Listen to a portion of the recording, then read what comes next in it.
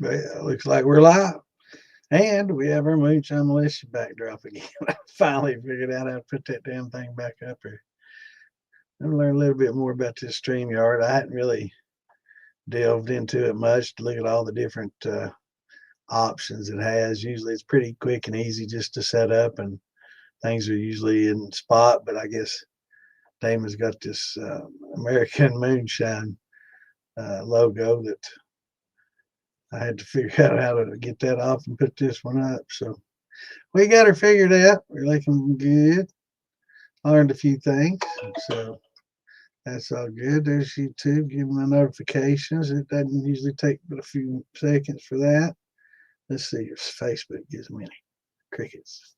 They never do. It's supposed to set up to do that. So if y'all want to get notifications, go to fieldbillymoonshine.com on YouTube and set it up for getting notifications, and they'll get you the notifications there pretty quickly. Or the Moonshine Militia on YouTube. Either one, set up notifications there, and it'll get you to them. But I don't know. Facebook just slacking, and it's doesn't cut it when it comes to notifications. So if you depend on those, definitely, you should already be on Moonshine Militia and Feel Billy Moonshine on YouTube anyway. But if you're not, there's another reason to be there. Plus, there's all kinds of good videos on both. All the past videos of moi and some of the Friday night shit shows and the girls' night out, and a bunch of those are on there for everybody to watch and enjoy. So lots of shit on there to see. Lots of good stuff. As usual, we have to get the links out. You know the drill. Let me see. 1, 2, 3. There's my typical 12. Usually they let me get 12. I don't know. I'd like to be able to get a few more, but I guess that's about as far as we're going to get the word out. Let's see. I guess I could select on comments and turn that on and make it wide and big. Or do we like it tall? We like it tall and big. Or wide. Okay. Or high. Yeah, let's go there. What's going on, Mash Brothers? Hey, Tony. What's up, Curtis? What's up, Clint? Good to see Clint was out partying last week. We missed him on Saturday. He's out having a good time. He abandoned us for a party, man. Can y'all believe that shit? Shame. Nah, man, he was out having a good time. That's why we record this stuff, so people can go out and have a good time on Saturday and watch it later, which most people do. So, but if you want to ask your questions live, you got to tune in live and ask your questions. All right. Clint said he's going to dance and entertain y'all while I share these links. Awesome. I can't wait to see it, Billy. Good deal, brother. Billy, give me a few minutes. So let me share these links, and then I'll be right back, and I look forward to seeing what you got to share, my friend.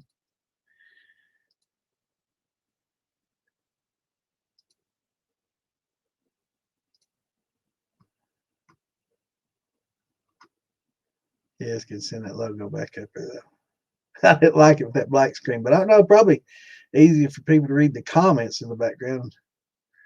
But yeah, we like her logo up there.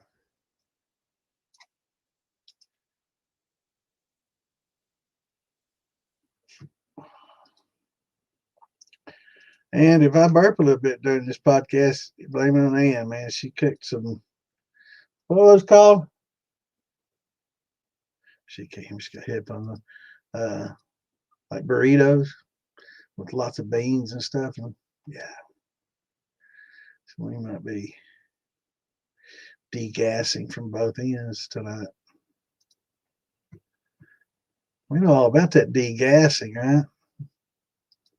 That's what you do to wines and beers and stuff before you run it.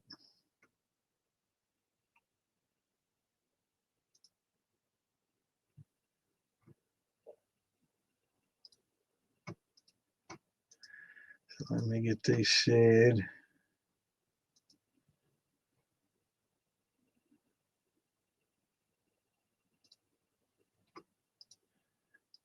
Hope everybody's having a good week. It's hump day.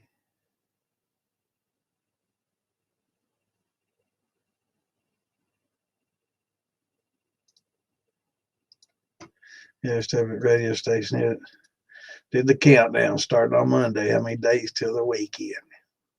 So we're over halfway there, man. What's everybody getting into this weekend?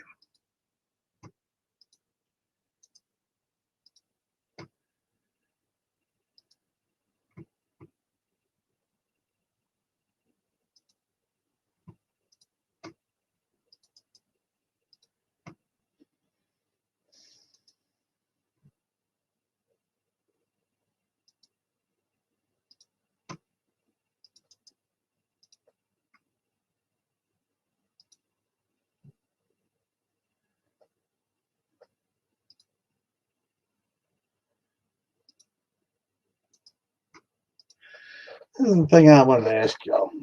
A lot of the group pages that's got an AI bot, I guess, that you can enable, and it just asks random questions to engage the members in questions. So it asks just random distilling questions, and and a lot of people are answering it, and I think they think they're answering it to somebody who's legitimately asking the question. So, but it's good to have the answers, for those people that may have that same question. So I mean, I can see it doing some good, but at the same time, it's like, it's just a bunch of random questions. But I don't know. It does engage the members, but most members tend to not like it. I put it up in one group whether you like it or not, and so far nobody said I like it. Man,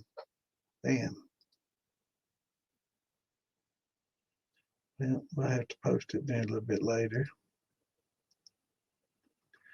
But yeah, most people have not been real fond of it.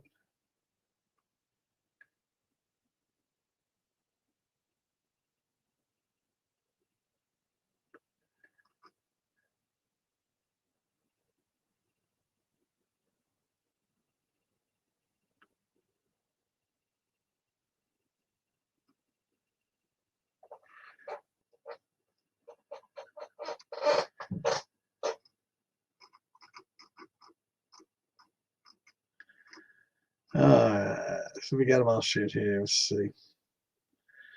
All right. So hopefully everybody can see those. Do we decide on wide or tall? I think tall. You can see a little bit more, maybe. What's going on, Christopher? Good to see you, brother. All right.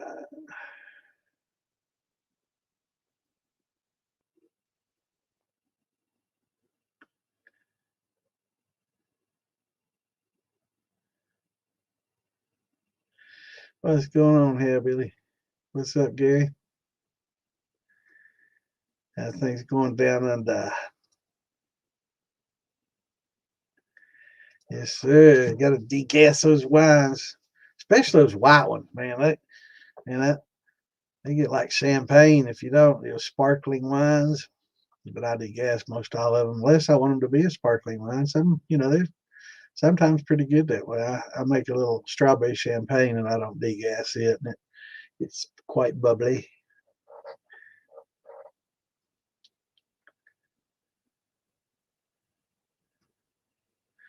Awesome. I've got to get some apples started. I keep saying that. I know I said it last week, and I just get so damn busy I don't get a chance to. I got so much to do. I got to pull a heater and get a barrel inside and get it all done. But I've got to get her done.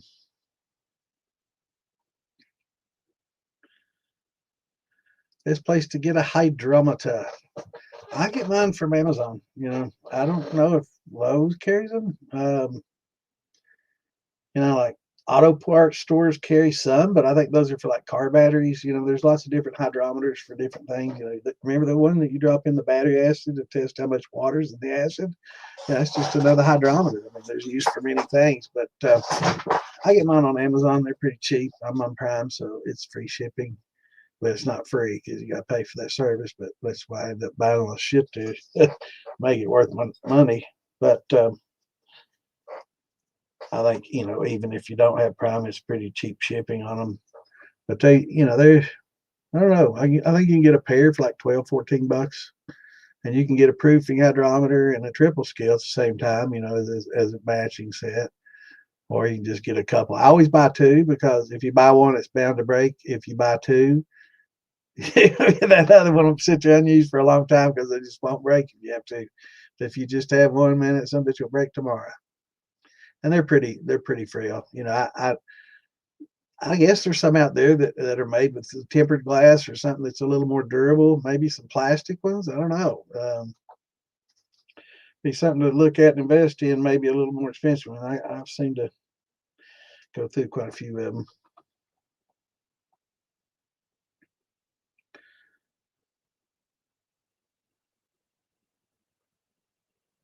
Or brew store, yeah. Brew store will have them. You know, not sure if Philbilly has them or not. I doubt he does. They're pretty frail. It's hard to ship those things out. I'm getting broken. I have to replace a lot of them. If you do, it's like, mine's broken, and you got to send them in a hard case so they don't get broken. The damn case end up costing you more. Case and shipping end up costing you more than the hydrometer. But yeah, let's see.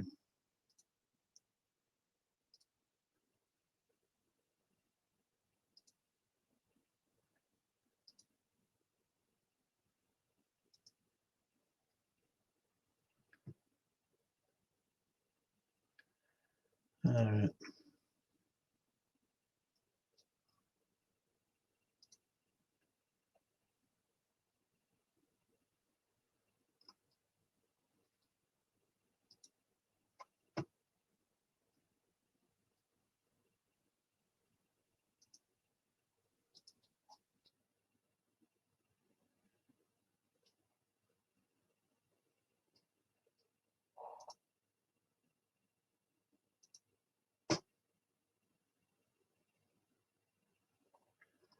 Okay.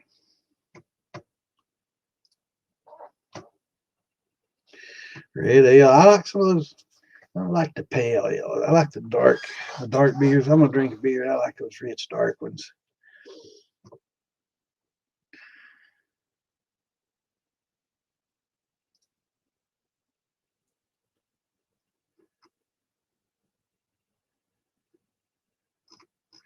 Yeah, let me check on the Amazon and see how much what the matching pair is on that.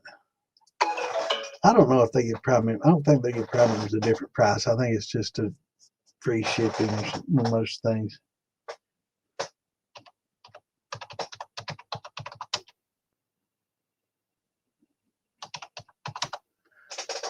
Okay.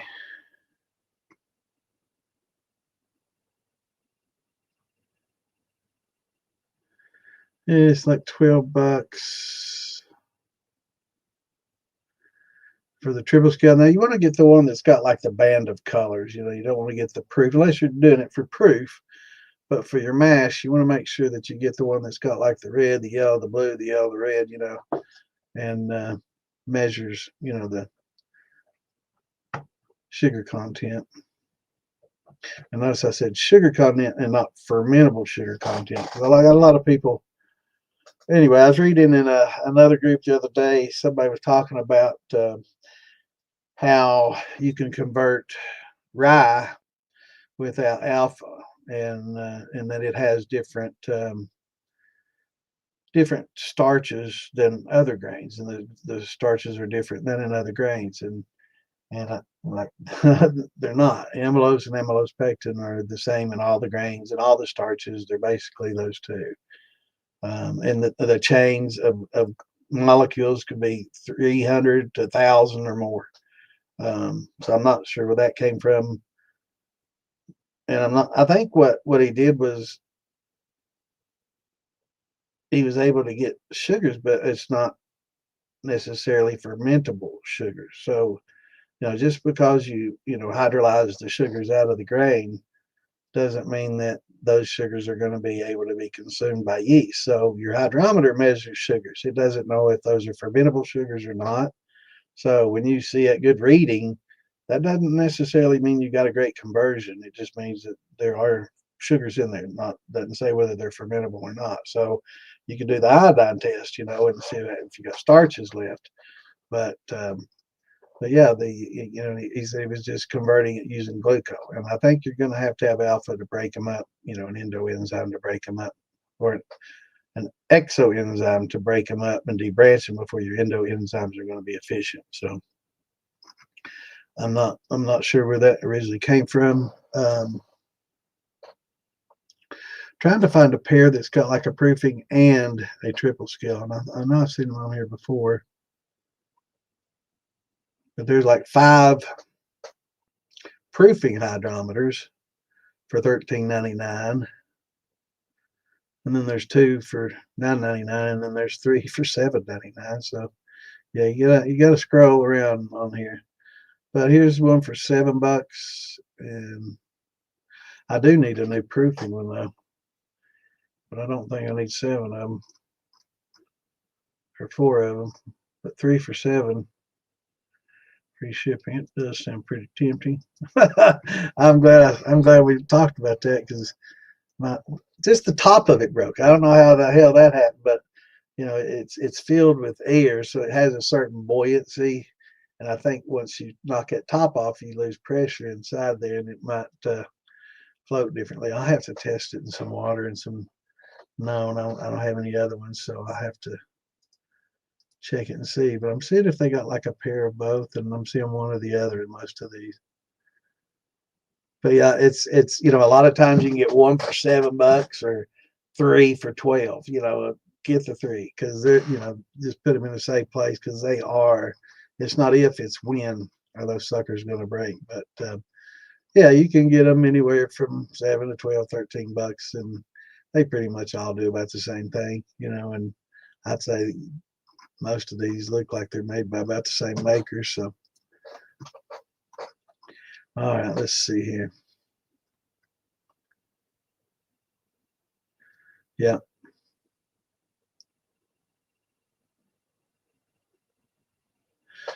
Yeah, mine comes with a little plastic, and sometimes you can buy them if you get the set. You can get the hydrometer, a plastic, you know, holder, which helps keep it from getting broken. A little, you know, cushion at each end, a little foam cushion at each end, and some of them come with a little, you know, silicone or plastic graduated cylinder. So that's pretty nice too. You know, I'd rather have a glass one, but you know what happens to those.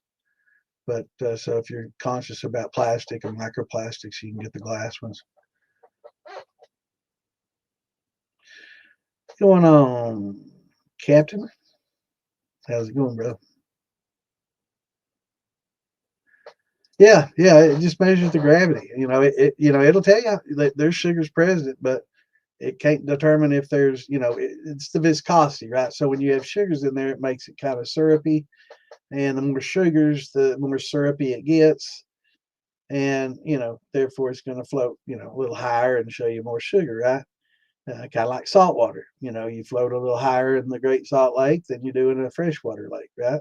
So the same thing with hydrometer. You know, as it becomes more dense, then you'll float higher. And so does the hydrometer, and it's just, you know, it's just, you know, basically calibrated that way. And so, but it just tells you about the viscosity. It's not going to tell you whether those are fermentable or not. So, yeah, don't let it fool you. If you want a starch test, use iodine. I like a hydrometer for its simplicity. Your refractometers, I don't know how the real cheap ones work, but I know the good ones are pretty expensive.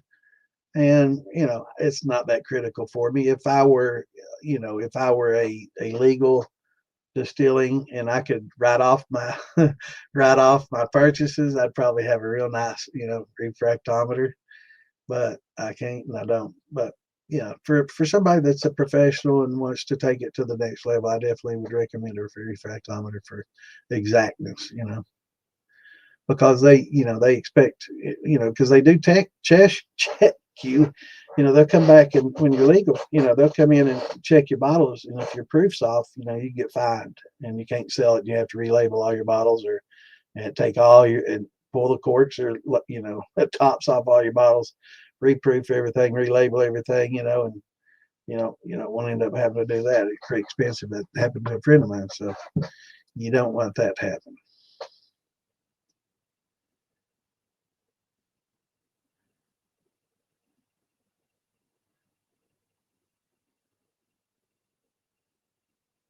No, no, you definitely can't. What's going on, Jeff? Good to see you, brother.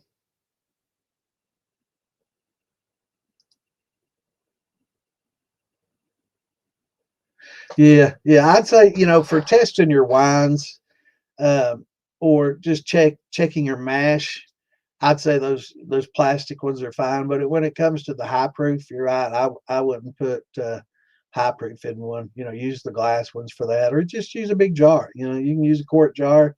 Takes a lot to fill up, and that's one of the beauty about the graduated cylinders. They're very narrow and long.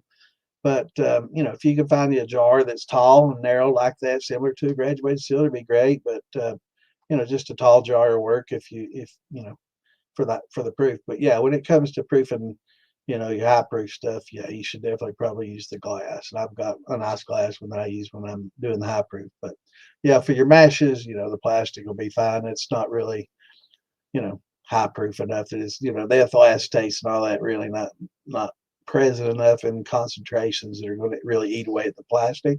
It's not the ethanol that does it, it's those ethyl acetates and that acetone that eats into your plastics really. They're the most destructive, probably as far as solvents to plastic than your liquor. So those are the really heads. Probably the worst thing on plastic containers and jugs and things of that nature. Now we know we've had the discussion, that a lot of these alcohols are put in plastic, and they do these researches, these tests that talk about, how well ethanol, and how well this plastic resists ethanol, and it doesn't, doesn't break down to ethanol. But you do that same test on pure acetone or ethyl acetate and see what happens. You'll get some breakdown, right? So I'm not sure if they test it for that or if they just think about ethanol only, but there's other compounds in there, and those are the ones that are going to start. And it's just and it's not something that you see.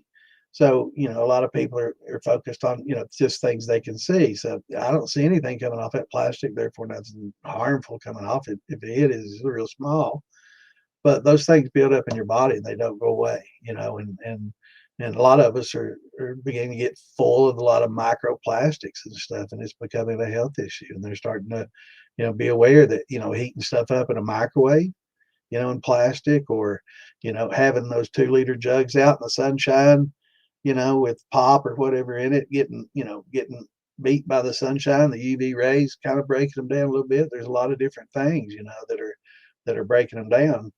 And even in our waters that we drink. Yeah, that's a good idea. I think a glass cylinder might be cheaper than copper these days.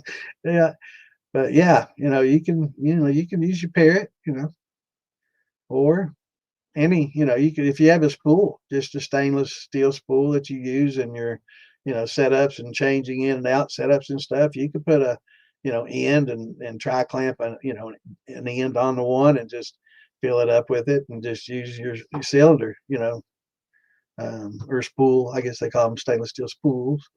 But yeah, anything that'll be tall and narrow that just doesn't take so much because it's hard to get a whole quart or something of the juice out. But yeah, you can just use your jars, anything. But I definitely don't recommend. And a lot of people do that. They'll just, as it drips all the way through their jar, at the end of it, they'll check the proof on that quart. And then they'll wait till the next one. They'll check the proof of that quart, and they just look at the proof of the quart of the whole and not, in a smaller, amount, which is fine too, especially if you use your smell.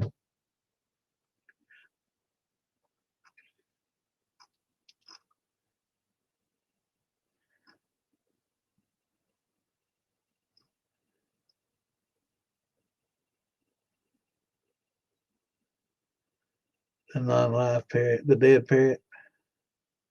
Yeah, you don't want to use a live parrot or a parakeet. I think Wes Sandman makes those little parakeets. Those pretty cool. And then you hang them right on your jar. That's pretty slick. And they use the little proofing hydrometers. I think those are more expensive than big ones. So if you get one, you better take good care of it. But yeah, I'm gonna have to. Glad we talked about that because I do need to get a new proofing hydrometer, alkalometer, or whatever. That's another word for it. Alkalometer or proofing hydrometer. But I think alkalometer is the technical term.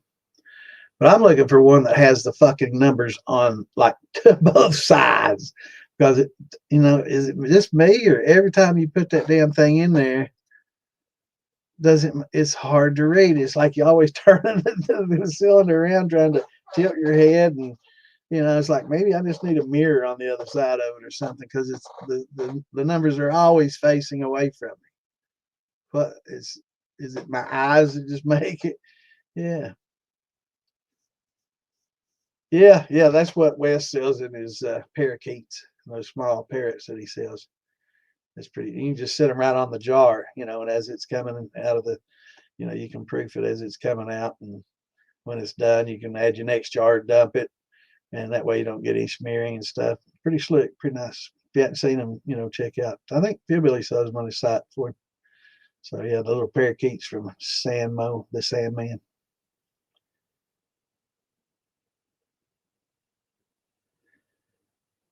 Yeah, the numbers, man. Why don't they just put them on both sides? Because I don't know, it can't be just me, but the damn thing's always facing the opposite direction. And no matter how you tilt it and turn it, you know, you can't, it's just always facing away from you. I don't know. There's some kind of special thing about it. I don't know. All right, so we're going to talk a little bit tonight about wine making and brandy making. There's been a lot of questions and about the beginning to end kind of thing about brandy making and fruit selection and how to treat your fruits and how we do it, and there's different ways, so it's just not the way, it's just one of the ways that we do it, or I do it. And I guess everybody's going to have different methods, and I guess with different fruits you'll have different methodology, and different ways of cleaning them, breaking them down. Certain ones you have to worry about, bitter skins, like in the bananas, the strings, and the skins on your grapes, and killing off wild yeast. We were talking a little bit last week about, how some of that wild yeast on there will, help. It makes it ferment faster, gives a real vigorous initial ferment, and then those wild yeast die off, and then they end up being, I guess, a nutrient for, the secondary yeast that you add. But is that what you want? Is that really, what would be the best? Is that wild yeast going to give off some good flavors, or is it going to, be, go fast and stress itself with the speed in which they work? A lot of times they work really fast. So, there's been some that work out great, and some that's not very good at all. Right. And, that's, and so making wine, peach, is that, it's, I guess there's a lot of peach wines out there, but, a lot of people that make wines tend to do, grapes and grape wine, or maybe plums and plum wines, and certain fruits they tend to, do more wines with than others, but, I think you're definitely going to treat each fruit differently. I mean, some you'll use pectic enzymes on, some probably won't need it. Like blackberries. You don't really need pectic enzymes on a blackberry. Just make sure you get them muddled up enough to where you break each little berry up, and there's really not much, cell divisions or cellular encasements to break up with the pectic enzymes, as opposed to like a peach, where it's very meaty, fleshy, and lots of, cellular entrapment of the juices, the sugars, and everything that's contained in those that, hold those sugars for feeding the growth of the plant. Once it gets underground, it starts sending out that root and sending out that, that main stem to open up and start absorbing, sunlight, and then begin photosynthesis. That's what all those sugars are in there to fuel. So it fuels the growth of that seed until it can start, utilizing photosynthesis. So, a lot of meaty fruits, like a peach, definitely, I would always use a pectic enzyme on, grapes. I tend to use them on the grapes, but, in different fruits, varying amounts, so the meaty fruits, yeah, the less, less meaty, and like you break up a berry, but basically on like a blackberry, raspberry, it's just like hundreds of little teeny encased berries. So once you get those bottled up, you've busted those, or you can freeze them. That helps as well. It makes it mushy and ruins it's not so good if you want to eat them fresh because they become real mushy, but it helps break down those. So all the water inside that cell that's with the sugars and stuff, it expands when it freezes, right?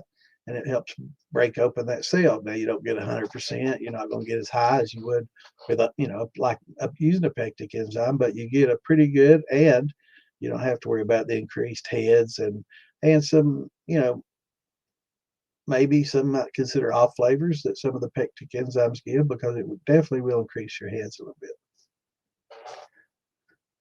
Yeah, he's in here. He's all right, Richard.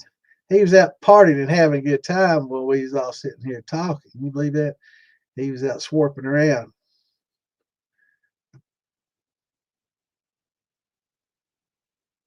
So what's your favorite wine to make?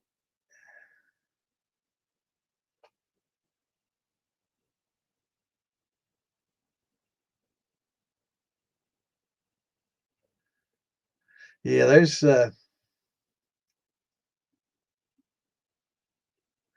right. Yeah, and freezing definitely helps, and will break up a lot of the cells. But now still with like peach, I'm always going to use some pectic enzymes on peach. Anything that's really slimy and thick, and there's so many cells that you can't break even by freezing. Definitely huckleberry. Yeah, and I would say with huckleberry and blueberry, blueberry's got a little bit of meat to it. Kind of blueberry's a lot like a grape. So I'm going to use some, maybe not as much as I would with a peach or something real fleshy like that. But yeah, I'm going to add some pectic enzymes to my grapes. Um, Not as much as, I would a peach for sure. And the same with a huckleberry and gooseberry and a lot of those. Um, but like with blackberries, and those, there's not much inside those other than just the juice, because they're not just like real meaty. Once you break up open that little teeny pod, you know, pretty much just juice comes out. So there's not a lot. So I think freezing those and muddling them good is about as good as you need to do. Now, one thing I do as well, and when I get my fruit out of the freezer, because I do freeze most all of it, simply because I'll buy stuff on sale, and it depends. If it's stuff that I'm collecting, like blackberries that I go out and pick, or blueberries, I freeze those just so I can squirrel them away until I get enough to make a run. Um, but for some things, I'll just buy at the store on sale, and I'll get enough. So, I'll just maybe put those all in the freezer at once if I do. And it depends. Sometimes I'll just do it fresh, and not freeze it. But it does always help to even just spot freeze for a few days if you can, if you have the time to. It will certainly help, get more of the juices out of there, and you can use less pectic enzyme even on like your peaches. What's going on, John? How's it going, brother? What's my favorite wine to make? I like white wines. I make a pretty good what we call sweet heat. Ann loved it, and she used to drink it a lot until we found out she had diabetes. So it kind of 99 the white sweet wine, but it was really high alcohol content, sweet white wine, and so now I just pretty much just make the grappa with that. But I think cherry wine was really good. I made some really good cherry wine. It was so good, and I make some pretty decent dark grape wines, and I don't know how to name them. I don't know. I'm not a big wine connoisseur. I can make pretty good wine. People that are wine connoisseurs seem to think they're pretty damn good. Um, I remember the first year when I took wine to the Christmas party with the family and stuff, and everybody's kind of skeptical. They're like, I don't know, are we going to drink Joey's wine or not? And so, they're popping corks, and they're like, they're, giving me the highbrow. They're looking down their noses at it, and they tasted that cherry wine, that grape wine. They're like, damn, they were shocked. They're like, Well, damn, this is pretty good, man. This is really actually pretty good. They were shocked. They were pretty surprised. So now after that, everybody's like, "You gonna bring wine this year?" So yeah, wine's pretty popular thing to make, and it's easy to make. It's there are some extra steps that most brandy makers don't go through to make a wine, and for good reason. If you're going to distill it, there's certain things that you probably not going to be that concerned about. Clarity. Who cares? I'm distilling it, right? But oxidation and other things, I think, all should be a concern. Bacterial load should be a concern, and the amount of yeast, and secondary fermentation instead of letting it sit on a yeast bed for 6, 8 months, like some people do, is not a good idea. So, there's certain steps that you can do to make your wine better. Hey, Trevor, how's it going, brother? So, treating it once you get your fruits in, freeze them up and clean them up. Clean them real good, rinse them, clean off. A lot of times these are getting pesticides and shit sprayed on them. So, and bird shit getting on them and everything else. So it's a good idea to clean them pretty well. I always wash them pretty well, get my little strainer basket, and I get down by hand now, like plums and stuff. I'll maybe even break out a little soft bristle brush and scrub them up pretty good. Because some of those get pretty heavily sprayed. And then I'll freeze them. And some of the stuff, some of your fruit, you can cut it up and then freeze it. Expose it and start breaking it up good. So, that works real well. And then once you thaw it out, I drop it. I'll make sure that I get some boiling water going. Some people don't do this. Um, I prefer to use boiling water to kill stuff off than using the, potassium metabisulfate, the Camden tablets. A lot of people would prefer not to heat their fruit up. They feel that damages the taste of the fruit, and it might, and they prefer using the potassium metabisulfate or Camden tablets. So, no, not really. I don't really, wash the chicken. I wash my hands after, but yeah, I don't wash it. It usually gets hot enough, it's gonna kill everything off. Yeah. Now, as far as aging, yeah, me too, man. We was worried about you, Clint. We hadn't heard. Nobody answered the phone. We was like, man, hope he's all right. Hope that old fart's okay. But aging, yeah, it will help, but there's certain limitations. Not everybody thinks that all wine's pretty much the same, and aging it just makes it all better, and it doesn't. A lot of fruits, yeah, up to a year, and then after a year they start degrading. So maybe they say, maybe up to 6 months for aging, and then from 6 months to a year and a half is really the Cinderella zone where you want to drink them, because after that they degrade. um, and not all of them are like grapes. Now, grapes supposedly over time will just keep better and better and better, and improving on flavor and all this stuff. But yeah, it's well, it depends, Trevor. If you have it bottled and you don't have any, of the acetobacters in there, it's not going to become vinegar until you open that bottle and let it start oxidizing and warming up, because inside that bottle there's no oxygen, right? You vacated all the oxygen when you fill it up to like that far from the top, and then CO2 is coming off of it, and then you put the cork on it, and you have like that much of an air gap, and it basically fills up with CO2, and all the oxygen gets consumed, right? So it's low oxygen, pretty acidic. So in low oxygen, high, low acidity, or very acidic, liquids like that, you don't really get a lot of bacterial buildup. And if you do everything, pretty much sanitary, when you do wines and stuff, you have extra sanitary.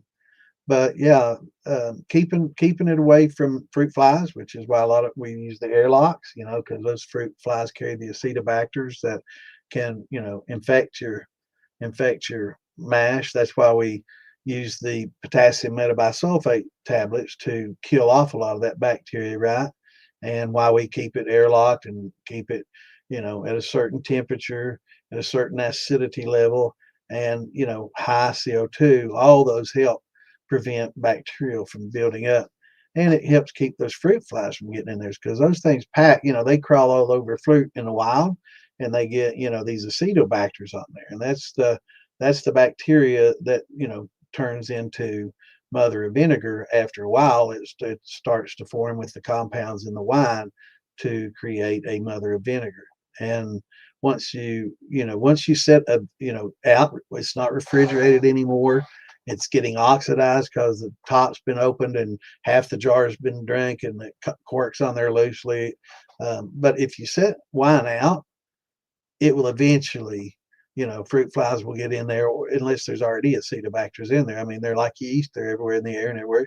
But once those get in there, they start forming vinegar. And sure, absolutely, they will if now. But if aged properly, I mean, they've opened wines that are 100 years old that are perfectly good wine. That they didn't turn to vinegar because they were stored and kept without oxygen in a certain temperature, and because of the acidity, that vinegar did not have an opportunity to grow and develop.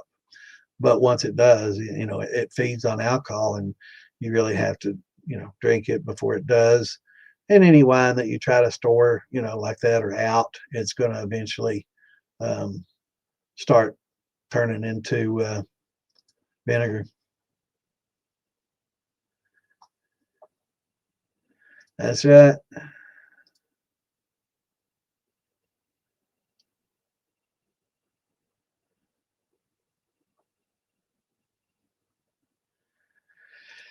For caps, you're talking about like a whiskey helmets and things of that nature. Uh, it's just all math. There's some geometry. I can probably find some geometry and stuff. If you're just talking about making like a whiskey cap, is that what you're talking about? Because there are not a lot of things. It's really, we were talking about this last week. You look up whiskey cap and you freaking getting baseball hats anymore. Used to, I look up whiskey caps and I'd get a freaking lot of different whiskey caps, but with these new algorithms and all this stupid AI shit, it just pulls up baseball caps now. It's stupid. And I've noticed that not too long ago. A friend of mine was talking about getting a whiskey cap, and I was wanting to show him pictures of different types and stuff. And it's like, are you kidding me? So I'm looking at whiskey heads, whiskey caps, and it's just, man, it's weird at how things have changed. But yeah, basically, mathematically, you just measure, like if you want a 4-inch ferrule at the bottom or a 6-inch, you'll have to know the size. And let me show you a little video a buddy of mine made. I know he won't mind if I show you this, but it's a good little video. If I can find it, let me see if I can find it. Bear with me a minute. I'm not sure. Let me find how to do that. Let me get caught up with questions and then I'll show you. But he makes caps, and he's doing these, and it's basically, it looks like a rainbow with the bottom cut out and the top. So you'll measure the top arch, and that'll give you your radius of the top, and then your bottom will give you radius of the, like the ferrule that you're fitting it to. And it looks just like, basically, let me draw it for you. Or actually, I'll just cut it out. No, I know this is going to look horrible. Let me see if I can fold it in half and make it look a little bit.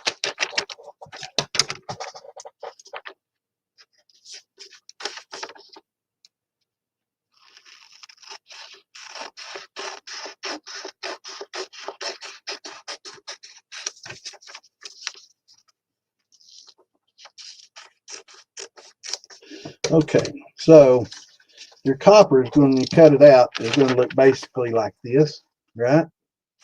And then when you fold it like that, there you go. See, the bottom is going to be your ferrule, and the top is going to be the top of it. Now you can trim these edges off and round it out, and then you'll just put a cap on that, and then to come out the side with your lint arm, that's the toughie. You know, that's the tough part. But basically, there's some patterns out there, and I'll look and see if I can find it. But that's what you're going to start out with, basically. But you want it to be more round than that. But you just basically, and if you know popping lines or catching bait used to be neat, look in the Moonshine Militia and the DIY Shining stuff. He's posted some of his videos, and I know for sure the DIY Shining stuff page. So go to the DIY Shining stuff page and look for popping bait and or popping lines. Yeah, that's what it is. And look, it'll show you how he's making these. You know, and it you know, you'll make your perfect little cone, and you have a top cap, and then you know your bottom will go to a ferrule, right? It gets welded onto a ferrule, and then out of the side you'll have to cut your circle and your line arm. If you want to have a pipe coming out or a cone coming out, I think the long cones work best as far as vapor velocity and stuff. So that's the tough part. But yeah, um, maybe I can find you some plans for that and upload it to the DIY Shining stuff and militia files. I'll try to help you with that. But that's basically how it's done.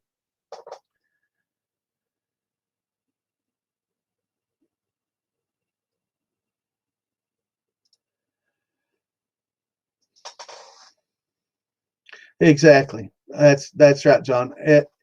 All wines do different fruits, right? Different fruits, and it's how it's prepared. You know, so just because it's great doesn't mean it's going to age well for 100 years. Because if you didn't go through the right steps and you didn't use sterile processes, and it's got bacteria in there, over time it's going to ruin. And so, you know, that's when, you know, the airlocks and keeping everything sterilized, the star sand, and it's, you know, for winemakers, it's much different than brandy makers because it's everything has to be perfectly sterile and everything's long term. Whereas with brandy, you know, most people just, you know, make the wine and within a few weeks they're distilling it. You know, they don't age it and then distill it like I do, but most people that make brandy, you know, as soon as it's done fermenting, it's going into the distilling, right? It's going into the pot. For me, I like to secondary rack it, get it away from the um, yeast bed within the first week, you know, and then I secondary ferment for, you know, 6 months, 8 months, maybe a year, and then it's a good wine, and then I'll distill it, and then I'll age it in the bottles, right? Or you know, I haven't done any barrel aging yet, but that's coming. I've got me some barrels now. Yeah, it does. It takes a lot of time for sure. But again, some of the fruits we were just talking about, some of the fruits, you know, like my cherry wine, for example, that was so good from 6 months, 8 months to a year and a half, 2 years. It was great. Now it sucks, right? You know, it's like 7, 8 years old now, and it's no good anymore. You know, I've got some plum wine, and it was great. You know, then, but now it's not so good. Now, also, one thing what you want to know is when you're making wine, you want to make sure that you kill the yeast off, and you want to stop fermentation. You know, you don't want it to age and ferment at the same time, so you want to stop the fermentation process, right? So to do that, you'll use potassium metabisulfate or potassium sorbate. You know, you'll potassium sorbate basically makes your yeast neuters them so they can't reproduce. So when the yeast die off, they die off, and that's the end of the yeast, right? Potassium metabisulfate will kill them. So some people prefer the sorbate method because it doesn't stress the yeast. They say it gives better flavors. Some people don't like the flavor of the sorbate. They say potassium metabisulfate is better. Either way, it's best to make sure that you stop that, because if you don't, you know, about a year into, you know, aging your wine, you're going to start popping some corks, man. It's going to explode. So that's why, like in sparkling wines and champagnes and stuff, they'll cage that cork on so that force won't get so much where it force it out. But you know, I've seen, you know, that sometimes bottles bust. So it's best to get that killed off.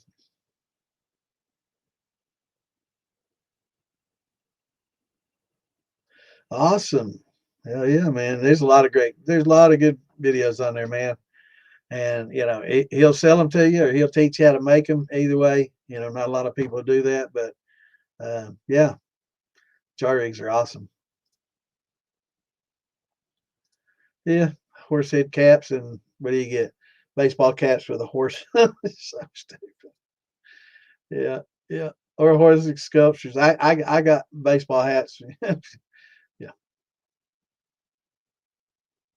yeah. Once your vinegar is exposed to oxygen and and at certain temperatures, yeah, in open air, definitely, it's going to turn to vinegar eventually for sure. Because just like yeast, I mean, those acetobacters are everywhere. They're all over a lot of things, and um, but again, if you can, keep that. That's why a lot of people, when they do their wine bottles, they pump all that air out and try to, vacuum out the air of that bottle, because that's the whole purpose in that, is to keep the oxygen out. Because once it starts oxidizing and has that oxygen, those acetobacters start growing and they start feeding on that alcohol, man, and they love it. That's what they eat, alcohol, just like yeast eat sugar, and they'll break that alcohol down and make vinegar. And it's not the worst thing. I mean, if you have a wine that turns to vinegar, it use it for cooking. Yeah. So what you do is you take your measuring tape and you measure around, what size you're going to need at the top, right? This is the size I want at the top. So you measure that. Okay, that's 2 foot, and then you measure this radius, right, to be 2 feet, right? And that's the way you're going to measure it. So you take your tape and that radius, or you can go half of it, will be half your radius, right? And that gives you the radius. And the same thing on the inside. If you want that 4 inches, you got to measure and get that 4 inches on the bottom, and then you mark it out. So you measure, and you can use a scribe. They make like a compass or protracting scribe. It's just like the type that has a pen on one and a pencil on the other, but this has basically a piece of metal on both, like a nail on both sides, and it's, it can be graduated in and out, and and you can, like a compass, and you can measure out the top and the bottom, and the height. Right, this will be your height. So this dimension here will tell you how tall it's going to be, right? So that's your height, and this is your inside radius that goes to your ferrule, and this is the outside radius that the top of the cat will be. But the hard part is putting that lint arm in there and making a cone, and getting that in there just right, and do it once you form this. But before you put the cap on, you can cut your little circle out of this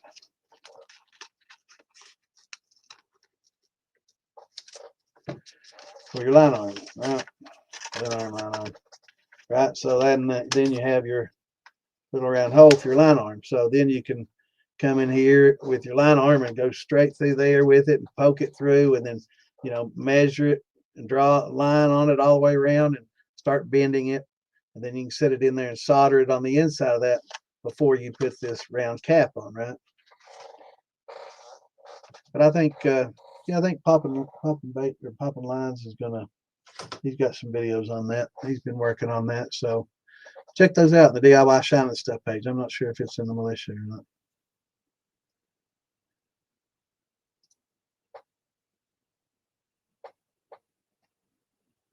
Yep. You're welcome, brother. There you go. Does that show the video, or that's yeah, that's the product that he says. Let me check that out. So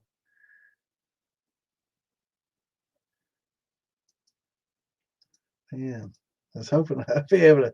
I can't copy and paste it, but I know we've got them. Let me see here.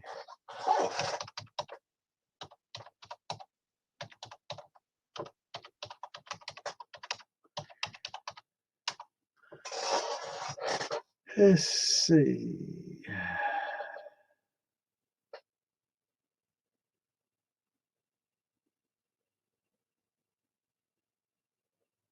Let me see products.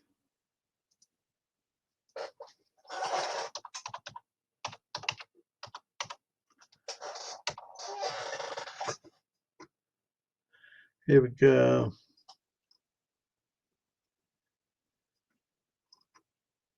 Yeah, he's got some of the balls, and some of them, you know, will come up straight up, and I call that more like a coffee can versus I've been somebody's been asking me about this, and I've been trying to remember that shape, and it's from geometry, and it's on the tip of my tongue, but I can't remember it. I'm gonna have to look it up. It's killing me, but I'll find it. But yeah, I can't remember anything anymore.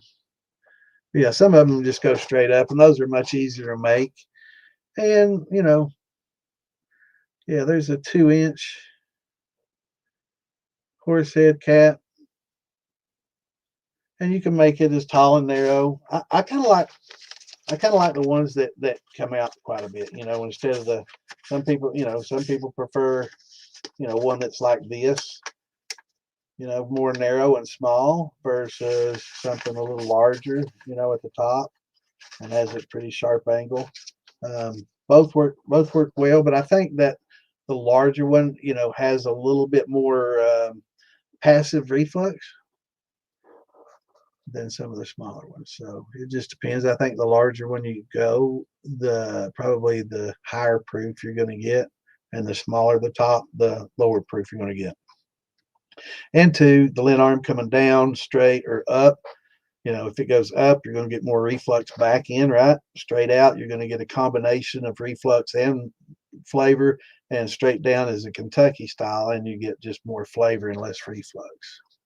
So those are the different styles there. But yeah, thanks for sharing that, Trevor. So for anybody on there that's interested in buying one, check that out. And if you're interested in looking how to build one, look at fieldbillymoonshine.com and some of his videos on YouTube. Check his YouTube videos out and start searching horse head and caps. And you probably find some videos on him making some caps too.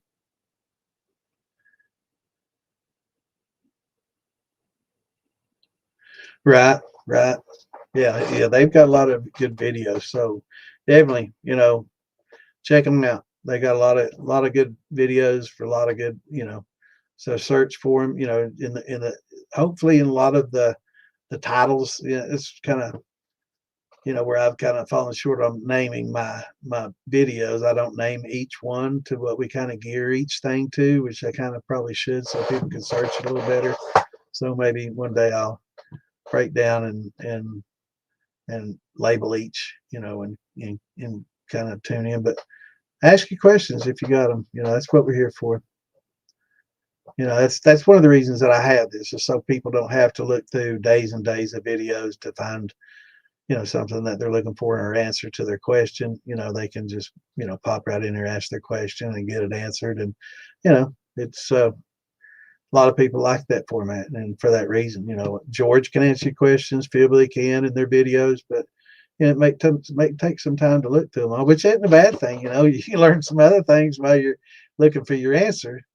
But you know, if you're looking for a quick answer and you don't want to, not necessarily you don't know who to trust, right? You know, because a lot of this Reddit answers, a lot of answers on the groups and stuff are completely wrong. Now, there's many right answers, and there's some partially right answers, and there's just some flat out wrong. You know, so you know, got to kind of take the good with the bad when you're asking questions in groups, because you know you've got such a mix of experience answering questions, from newbies answering questions that they read and read it or somewhere and they don't know what they're talking about, to seasoned people answering questions. So, you know, definitely consider your sources when you're getting a lot of answers, especially when it comes to things that involve your safety. And, you know, when you're talking about bacteria and wines and stuff, you know, you're going to know if it's bad. You're not going to drink a, you know, heavy bacteria load. You're going to see something on the surface, usually a lot of times. And by color, you can check your oxidation by color. I need that. Oxidation by color. And I saw the other day, actually, I didn't post that, but this dude buying this $1,100 bottle of wine from 1979 and stuff. This dude was opening up the cork, and I mean, he was doing it judiciously and using a very special, you know, cork, you know, puller and a corkscrew and puller is, don't want to get that in there, and he did get a little bit of the cork in there because I guess it was starting to, the cork was starting to break down a little bit. But, he poured that wine out and started shaking it around, and he's, oh, it's good color. And I don't know, maybe it's just me, but I thought it looked a little bit oxidized. I thought it had a little bit of an orange tint to it instead of a good red, when it was supposed to be a good red wine. I don't know. I mean, I'm no, sommelier or anything like that, but I don't know. It looked a little bit oxidized to me. And two, he was doing this over at, at the bar instead of at the table, right? If I'm buying an $1,100 bottle of wine, I want to see that motherfucker opened in front of me because I want to make sure what I'm getting, that I'm not getting some bottle of wine that's open and somebody's pouring something in it, right? So, I mean, that's just me. Maybe I'm just not that trusting, and the dude was going through, he'd take off the outside, the metal, and he's cleaning off the mold, and, it was all, it was awesome, and I do that in front of the customer. They want to see all that, that's what makes it all special, right? And that's half of it. But yeah, definitely if I'm buying an $1,100 bottle of wine, which I never would, but if I hit the lotto or something like that and I went crazy and did that, I definitely want to see it some bitch opened up in front of me.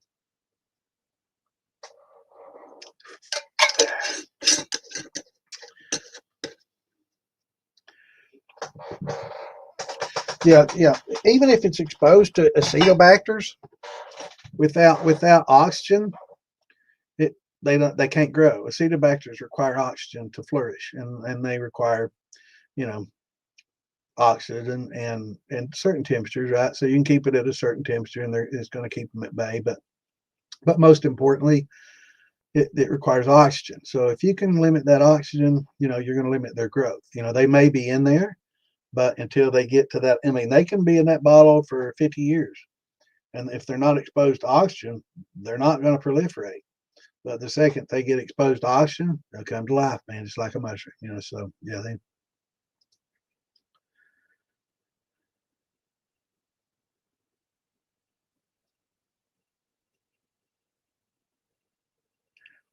yeah, yeah. Yeah, a lot of the shines you get at the ABC store, if you're talking about shine or wines, a lot of the moonshine at the ABC stores are I mean, some of them are made to about the same way we make ours, and but a lot of them, are mass produced, and that takes a little bit of the craft distilling. But there's a lot of craft distillers out there that make a good product.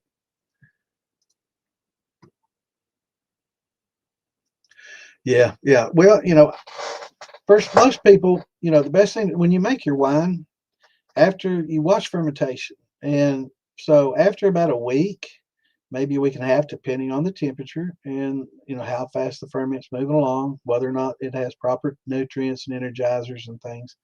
A couple of weeks generally, and then you watch your hydrometer, and you watch the bubbler, and once it starts bubbling and slowing down a lot, you definitely want to get that wine off that yeast bed, because that yeast bed, and the better the yeast, a lot of your wine yeast won't have a lot of flocculence, and a lot of flocculence is what I'm talking about, build up in the yeast bed. So it's dead yeast and you know other things we don't want to talk about, but that's that's the yeast bed in the bottom. They call it flocculence. So a lot of the yeast produce low flocculence.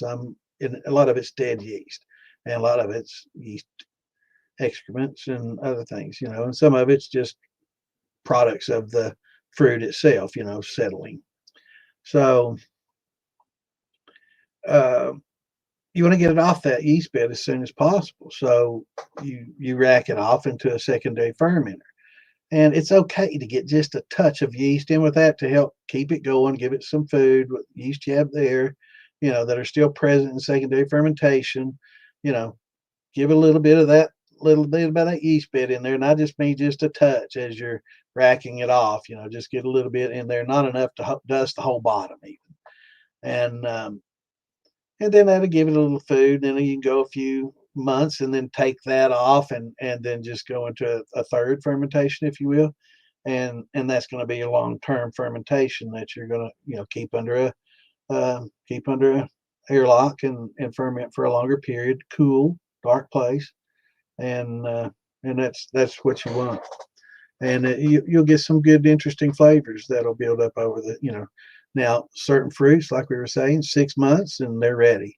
Others, like grapes and stuff, may take a year or two before they fully mature or even begin to mature. And then they don't fully mature, ever. Some are, but I think a lot of wines, once they get to a certain point, they do degrade, even the grapes. But I mean, some of these people have drank, this 100-year-old wine that's supposedly fantastic. I don't know. I've never drank anything that old. I know it's hard for us to imagine it, but supposedly. But some fruits definitely, you don't, after a year or two, they start to degrade in quality. So you want to drink that wine within a certain amount of time, depending on what fruit it is.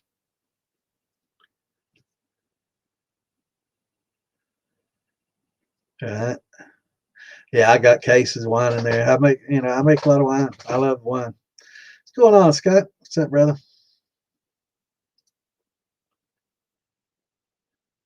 Oh, you good?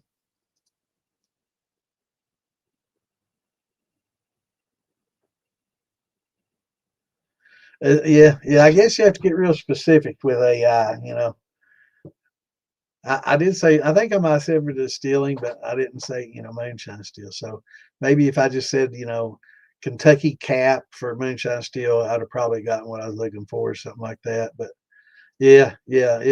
I think with AI you have to be very, very specific, and that's the cues that you give it. They talk about, especially when you're doing like artwork and stuff. The more specific, I do a lot of artwork with AI, and the more specific instructions you give it, the more accurate or something that you're looking for you're going to get in return. What's going on, Mr. Palin?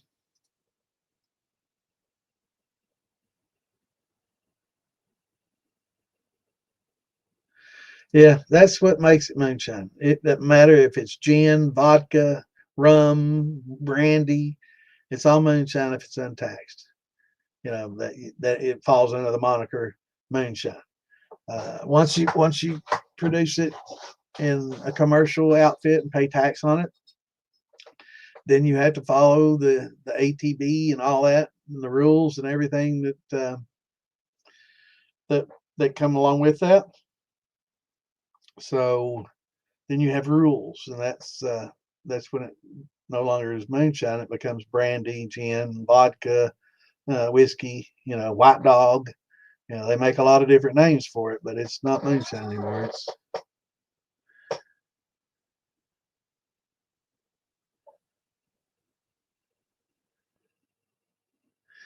going on, Henry? I'm behind, brother. I hope you're still with us. I'm a little bit behind. Not too bad, just 10 minutes. So I'm going to try to get caught up real quickly. Awesome. Yeah, kegs make great steels, man. They're so durable, and making sure you got a 4 inch or something so you can get in there and clean them out real good. That helps a lot too. That was always my only negative about a keg, and it wasn't big enough. I wanted a 20 gallon or 30 gallon.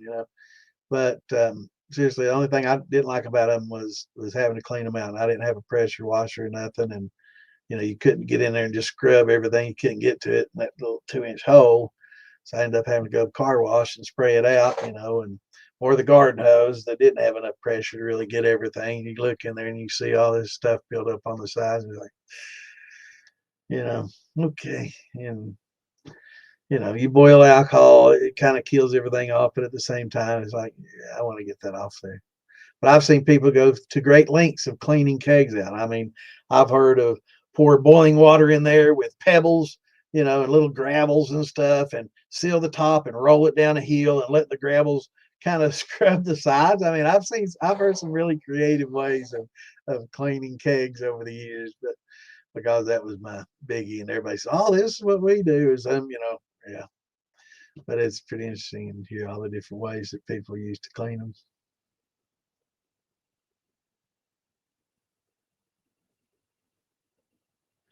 Do you? Awesome. Share it with us, brother. You can post your, yeah. Now, as far as this goes, as long as you're posting something that is, on topic, and you let me know, it's not a problem. But people come in from YouTube just posting random videos of random shit, God knows what, and it could be, there's only certain people I'm allowed to do that, post stuff in here. If you're a regular and I know who you are and you're a contributor, absolutely. But if I see some random post, please don't click on any random post that we don't approve of or say, that's okay. Because there's a lot of scams out there and a lot of people, you can click something, lose every bit of money in your Cash App or something. It's just crazy. That's why I don't do that.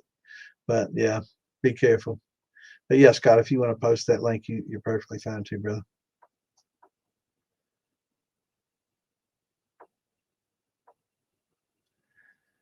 Yeah. Yeah, and that is a good point. The same method I was talking about to making a horse head. That's the same thing you're going to use to make your cape on your steel, right? So from the cylinder up, that's the cape, and that's above it for the horse head, right? So yeah, I wasn't thinking about that, but yeah, it's the same thing.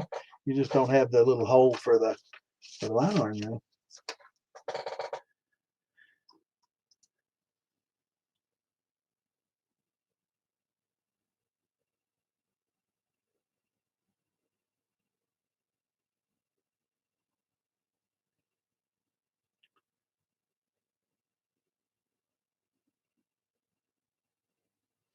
Interesting.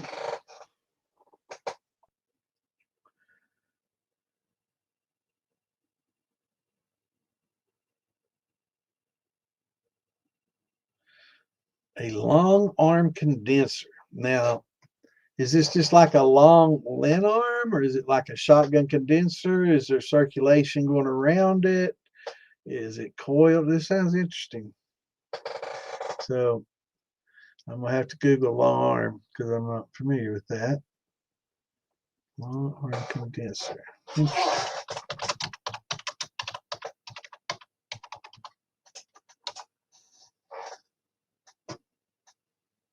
That's basically what it is. Just a long.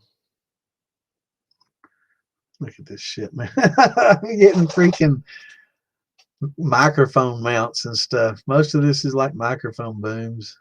Man, what's happened to Google? What happened to you, Google? Long arm condenser. And I'm getting Olympic swing out long arm condenser mic. Most of these are like arms on a microphone. Jeez, so Pete, I have to say for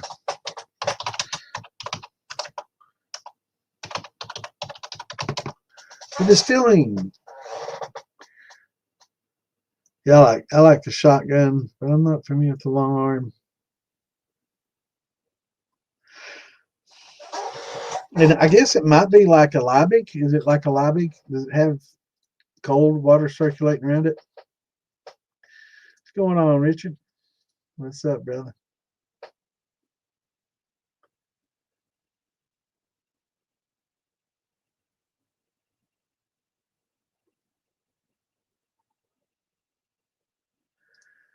Well, I know there's certainly mold on the cap. And this dude on that 79 wine, which is what probably 50 years old, close to 50 years old. I guess 80, 45, 46 years old. It had mold on the cork. So those corks kind of breathe and they allow a little bit of soaking on the outside. You'll get that mold, and you know I like a lot of wines. I've never really drank old wines. Most of the wines I've had were, maybe a 5 year, 10 year at the best. I don't know. You know, drank a lot of fine champagne that was aged, but had some Dom Perignon back in the days. Had buddies that were wealthy that would buy that stuff left and right, and yeah, after the first few drinks, I didn't care. I really didn't appreciate it as much as I should have. I look back now, like, damn, I wish I'd have savor the flavor a little bit more instead of just being party and swigging it out of the bottle like a fool.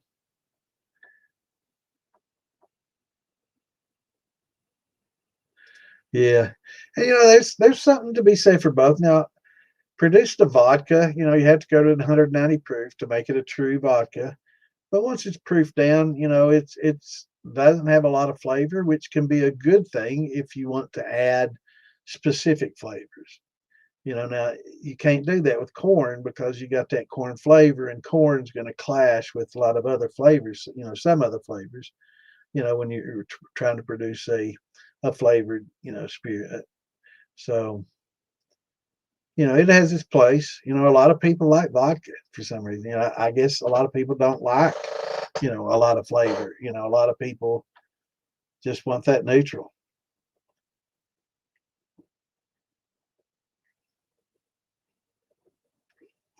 They'll mix it with their Coke or vodka and orange juice or whatever juice they want, and they don't want it. They just want it to taste like the juice, and they want it to get drunk on it. Where other people kind of really like the flavor of the alcohol. Again, I might have to ask you: do y'all like the comments on the screen? They haven't fixed it yet. They haven't got. Do you like the wide better? Is it easier for y'all to read the wide or the tall? I keep forgetting. I'm gonna leave it. I'm gonna leave it wide a little bit because it's a little bit easier for me to read wide. I just want to make sure I can see it all in the comments. So I don't need to read these, but I need to know which y'all prefer.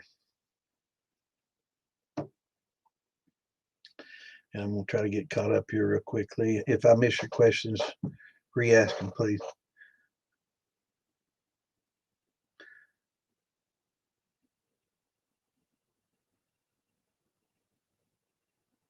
So I used to put a lot of my stuff in the refrigerator and freezer to drink it, and it definitely helps it go down as far as smooth and bite wise. But I love the smoky flavor of a good bourbon or whiskey. I love that smokiness and that bitter and that smokiness. I like it, and a little weeded with little sweet notes, a little caramel. Yeah, I like it. And beer, most people, they have to have beer at cold. But that warm, dark beer that I drank in Europe, man, that was some good stuff.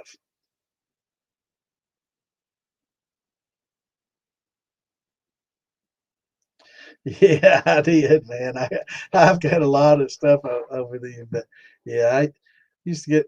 I don't get as many trolls. I guess they realize that I'm not going to get all bent out of shape and overreact and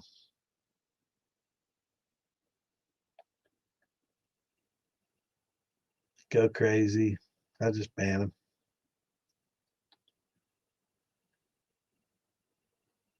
3 racks. Yeah, I like doing 3 racks too. Yeah, yeah, I like doing that third. Um, Definitely. I didn't realize that's that far behind. What time? 9:08. And 10 minutes still. Damn, I'm catching up. Trying to.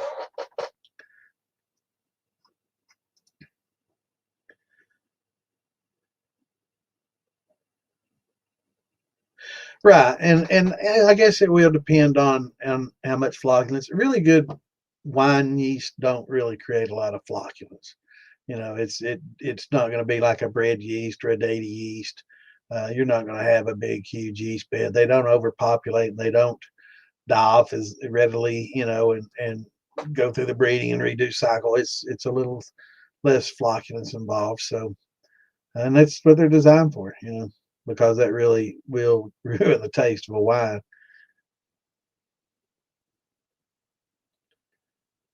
Yeah, wood. What a lot of people don't understand, and I've talked to other distillers, is you know you have to know what your product is when you're making cuts. You need to know what you're going to do with your product when you're making the cuts. And what I say is, when you're going to age a spirit for a long period of time, like 4 years in a barrel, in a whiskey and a good bourbon, you're going to want to keep those low heads and those high tails, which I mean closest to the hearts, because those over period of time and aging, and we've talked about it before, the acids and the oils esterify, and when you pull a lot of those esters and polyphenols and stuff out of the heads, and it creates a lot of good flavors, because a lot of your best flavors are in those heads, but a lot of your worst flavors are also in those heads. So especially the high heads where your ethyl acetates and your acetones and all that's coming off.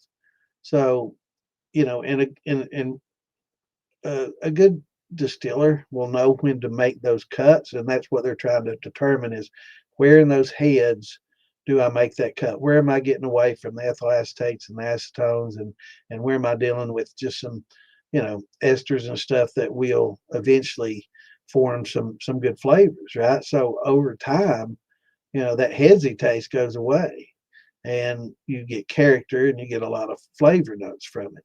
And the same with wine. As wine ages, you get a lot of that same chemical reaction going on.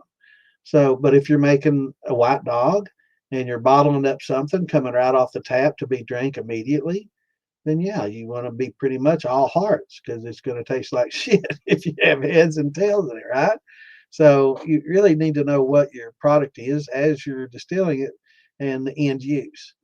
So you can make those adjustments, and you know for sure.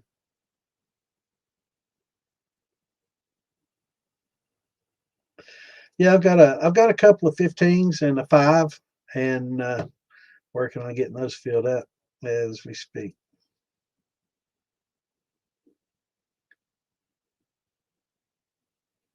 Oh, when you found, okay. Scott, are you in my DIY shining stuff page on Facebook? Because definitely, if y'all on those or in those, definitely post your links. If you got links for calculators or recipes or anything like that, we definitely appreciate participation in there. Um, but let me know if you're not in there. Do join it. Let me find the link for it, and y'all can jump in there. I can also go ahead and hopefully post that link now. Yeah, good.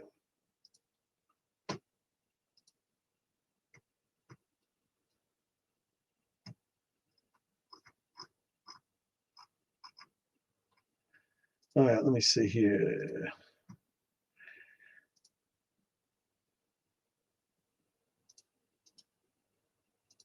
Yeah, if you're on in here,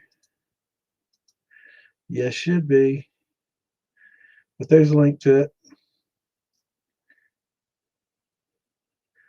Hello, Miss Lisa. How are you doing? Hope you're having a good hump day. Miss Lisa's getting her kitchen all remodeled. It's looking good. She sent me some pictures earlier this week. It's looking pretty nice. Those marble countertops I'm all gelling over. I've got from Micah. 70s for Micah. Yeah, I need to update too. I definitely need to update. I'm way past needing it. Yeah, actually, I heard maybe is it Jack that was going into chapter 11 or somebody. I can't remember who the hell it was. Let me see. I have to Google that.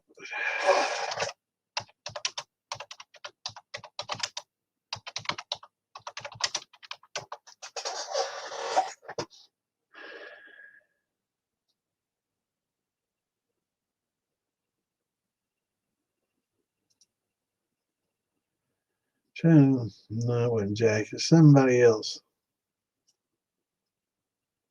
Maybe it was here in Kentucky.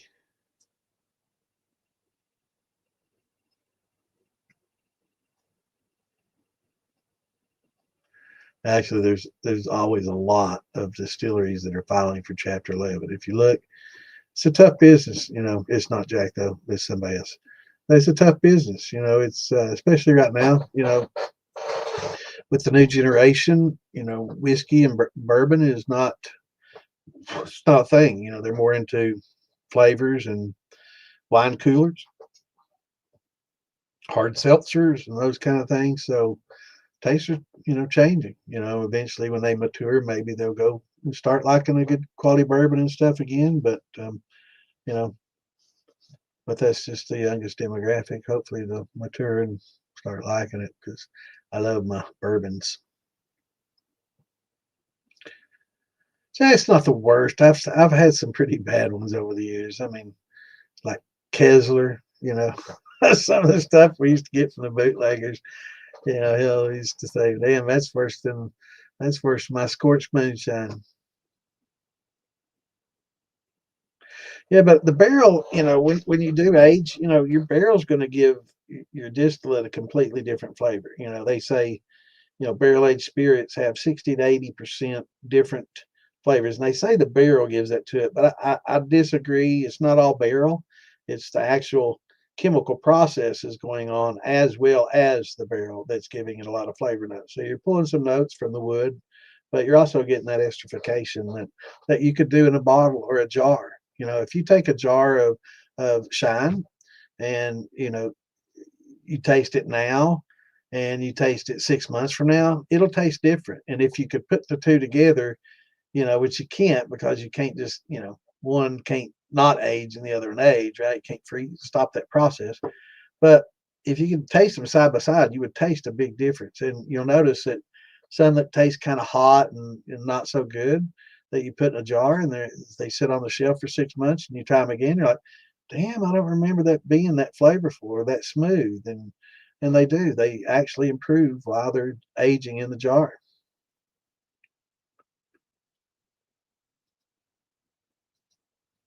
Well, if you can find it, Scott, post it on the DIY page because we definitely dig all that information we can, and I'll put it in the file section once I can extract it. That's what I'm thinking. A big lobby, maybe, or just a big long. I guess you can make it long enough that it's going to condense before it gets to the end, but that thing would heat up pretty well. I don't know. Yeah, hopefully it's a lobby or something, and maybe it's just got water. Yeah, I guess you could spray water on it or have fans cooling it, or I don't know. Maybe fins coming off, radiating cooling fins like they do CPUs and stuff. Apple pie wine.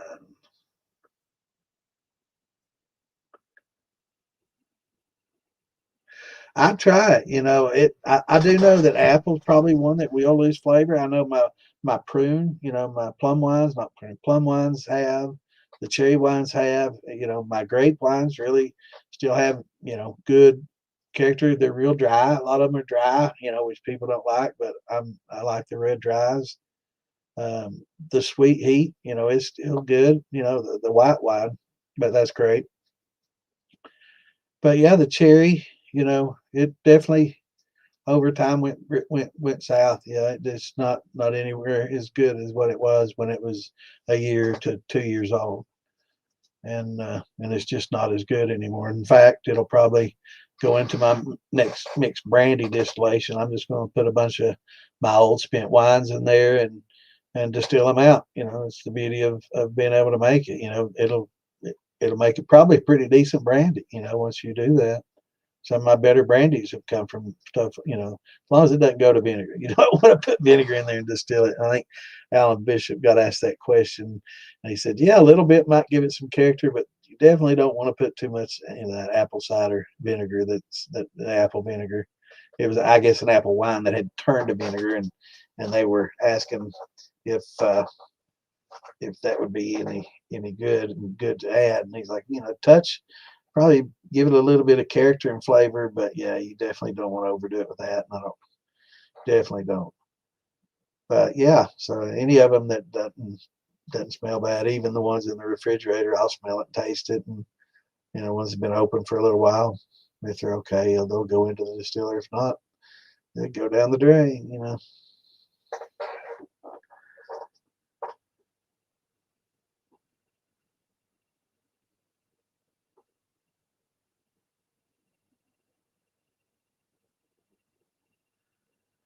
But you can get a simple pot that's very easy to take apart and clean. It has a horrible reputation, undeserved, and it's relatively inexpensive. You can get it for a couple $100, And, you know, a lot of people turn their noses up at it. They really don't like it. Um, what happened? Oh, I know what I'm doing right here. Jeez. I was wondering where in the hell I was looking for a picture earlier to share. Yeah, it helps if you look in the right damn place. Jeez. And drum roll. Psh, there it is. A beaver, 18.5 gallon beaver. It's stainless steel. Stainless steel, stainless steel. It's got a little bit of a slope on the top. It's got a 2-inch ferrule. It's got a somewhat of a football whiskey cap that comes. This is a 2.5 inch, and on the side that goes in a 2.5 inch, that's a canister filter. Now you go with a shotgun or a worm out of that. But for $230 some, you, John, you can't go wrong with them. You know, that's what I use. It's a stainless steel pot. That steel 304 stainless, it ain't no different than a stainless that is in a milk can or any of the others. You know, it's 18.5 gallons. It's only 1.5 gallon different than what you're looking for. $1,000 versus 236. It's no brainer. I mean, and you can get Philbilly or, you know, a whole host of people that'll make you horse heads to go on this. You can put big columns on it. I've run them a lot of different ways. You can't really beat it for the price, brother. I mean, you can't unless you're going to go copper or something like that. You know, seriously, you know, for a stainless pot, and you can also inside this football, there's a 2.5 inch hole that goes into that canister filter, and you can pack that thing full of rashig rings, copper mesh, whatever you want to create some reflux and to help clean things up. You know, with the copper mesh to take out the sulfites. It's it's really the best bargain, you know, that you're going to get, or a keg, you know, 15, you know, it's going to be a little bit smaller. It's not quite 18 and a half, you know, so there's a difference. You know, I can run easily 15, 16 gallons in this one and get, you know, more than you're going to be able to put in a keg. Not a whole lot, but yeah. And the only thing that I'm going to make changes on this is I'm going to probably put a ferrule on the top of it and a drain. The old ones used to have drains on them, the new ones don't. But a drain on the side of it, so I can drain stuff out and add stuff to it and just keep going, you know, and just not have to stop during the distillation process. I can just dump everything out about 3/4 and pour, you know, liquor back in there and pour it on the back set and do my second run without ever having to do much, you know. But really, it's for the money, kind of hard to beat.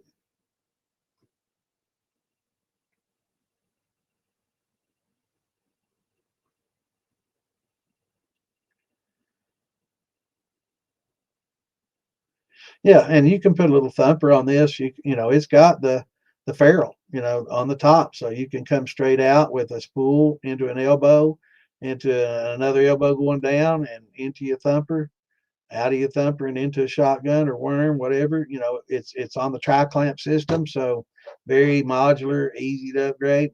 You know, I think they get a lot of flack because a lot of people like to knock them because they spend a lot of money on their steels, but copper's better, you know, but it's a lot more expensive. So if you're talking about doing copper, yeah, it's maintenance involved. So, and that copper mesh, it sure does help remove a lot of those.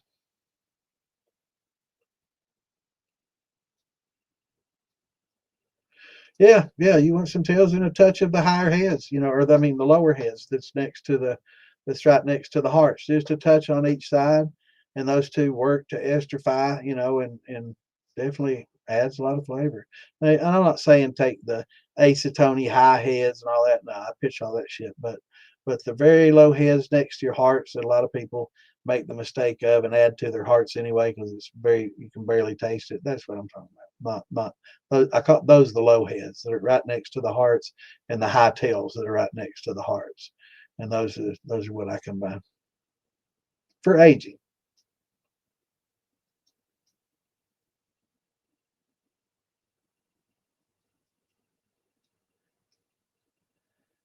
Yeah, it is interesting, you know, how that YouTube puts if just gives you numbers like that. Or some people, I guess, add numbers. Yeah. Oh, yeah. Definitely. I mean, you can buy. You know, we were talking about the other day. I guess Clinton and I was talking about that the other day. You know, you can buy a sheet of copper for a few $100s. You know, 3 by 10 sheet of copper, and you can. You know, with that, you could probably make a 40, 50 gallon steel pretty easily. You know, just out of that sheet alone. So,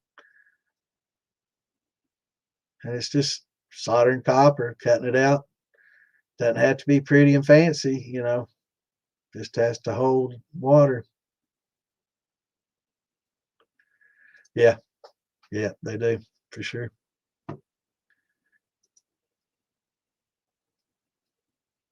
And that's something, you know, and that's something that distillers, you know, that you learn over time, and you learn, you know, one of the ways I learned is I keep heads for cleaning, right? And I just keep them in the jar as they came off. So there's jar number one heads that are high, two, three, four, five that's down to the low heads, and you know, once you use jar number one, two, and three for lighting your charcoal and other things, you get to four and five, and they've been, you know, 6, 8 months in that jar before you get to them, and you open that jar and it's like, well, damn, that don't smell too damn bad. Then you start smelling it and it starts to smell good. Here's something else I do. I, oh, I'll pour low heads into my contacts, and it says glass cleaner on the side, you know, glass cleaner. And this is low heads, and I pour it in here, and I spray it on a little Kleenex, and I use it to clean my glasses that get dirty often because I keep it right next to my neck and my shirt, and I rub my neck and get my oils, hair oils on it and shit. But I had one of these for probably 6, 8 months, and had it not been the fucking plastic, I swear to God, I'd probably just drank it. It smells so good, you know. And it just, and after the aging process, you know, those heads, they'll estrify and they'll change into some pretty unique flavors. And then, man, it smells so good. I wanted to taste it, but it's in this shit, and I'm like, no way. I'm not drinking that high proof alcohol on it over that long.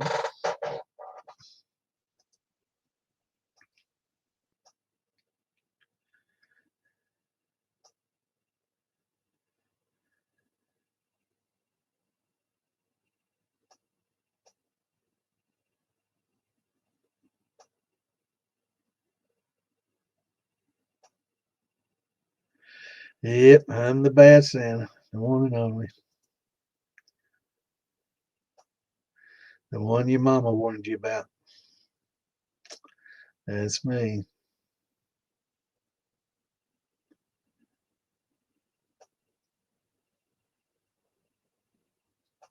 Yeah, I just posted in the militia and in the DIY. They were talking about how copper is being added to the critical mineral list, and I guess they're pretty pleased with how much stockpile we've got in America. I think we've got the second largest to China of copper stockpile, and I think the price hikes have kind of helped stockpile it up. I guess we're selling less because it's a higher price, and so it's kind of, maybe that was the whole purpose in increasing the prices. But so we have a pretty decent stockpile, but yeah, it's getting more expensive, and I probably will continue to do so.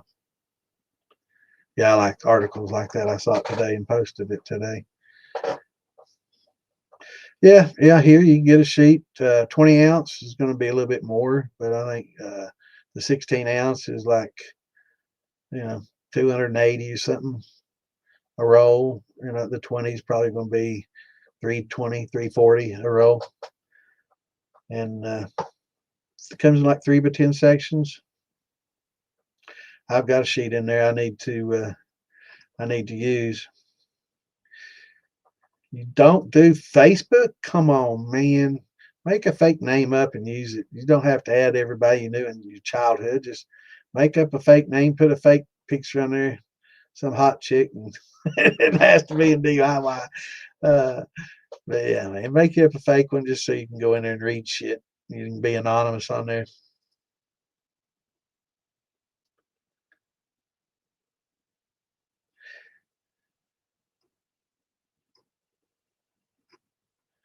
Oh,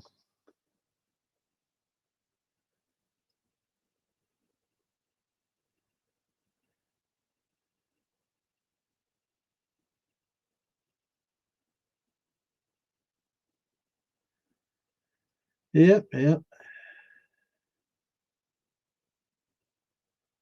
I'm about to get caught up unless that damn thing shoots up. It does it every time. Every time I think I'm getting caught up, that little dot gets to the bottom next to the arrow. It jumps back up on me, man. What the hell? I start looking at time, 9:20. I'm still more than 10 minutes behind. Yeah, I like shiny stuff too, man. And I do love a shiny copper steel. They're beautiful. But when you get my age, you get tired of cleaning shit and maintaining shit. And, inevitably it's going to be that day you're sitting there making shine and, you're making it, you run that last drop, you turn the gas off and you've had quite a bit to drink. And yes, everything's done. You opened up that vacuum release so you don't, implode. And it's kind of nod off. And I'm gonna go get in bed. I'll clean that up later.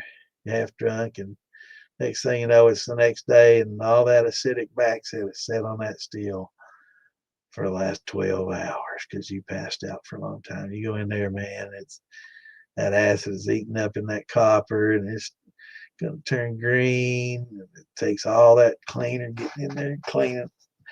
I just don't want to deal with that. I can with stainless, I can add that copper mesh, and it's not that expensive, and it does a fine job.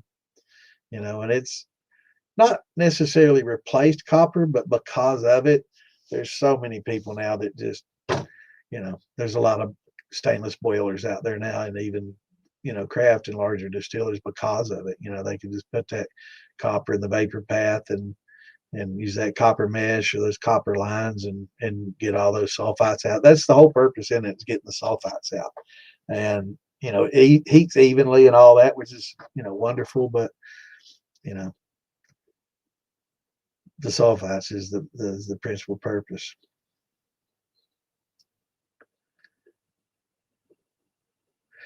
Yeah, small copper gets, pretty, inexpensive, but you start looking at 30, 40s, and 50s, and it's like thousands plural. And it's like, damn, I can get that milk can, that 30-gallon milk canner, but he might just got a 50-gallon, and I think, well, it was given to him, but I don't think it cost that much. Um, but you can get those 55-gallon drums, stainless drums. Those make perfectly fine steels. Put two or three elements in that some bitch and put you a 4-inch ferrule on the top or 6, and you ready for business, bro. You crank out some good shine with it and just run it through mesh.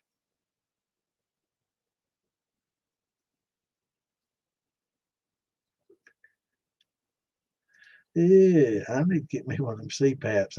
I really do need one. Anybody's ever camped around me knows, man. I snore and have apnea really bad. So I'm gonna have to do that too, Richard.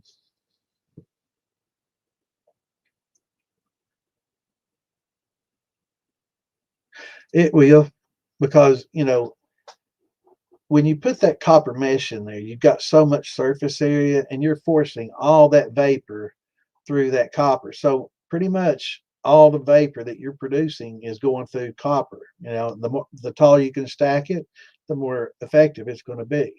But you're forcing it through there. Whereas if you got a steel with just copper plumbing and copper, the only what's on the outside is going to come into contact with your distillate, right? And then what goes through the pipes that condensates on the outside of the copper, that's what's going to be touching, but it's not being forced through that copper mesh. So, having that mesh, even with an all copper steel, would certainly help.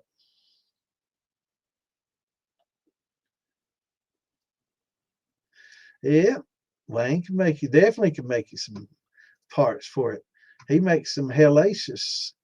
Uh, Now I'm going to have to ask you. I never can remember your deflag head, and that's what you should call it, the deflag head. Because I can't. Not the shocker is his condenser, but what's I can't remember. I got that CRS, but yeah, Wayne makes some damn good stuff. Very, very good quality.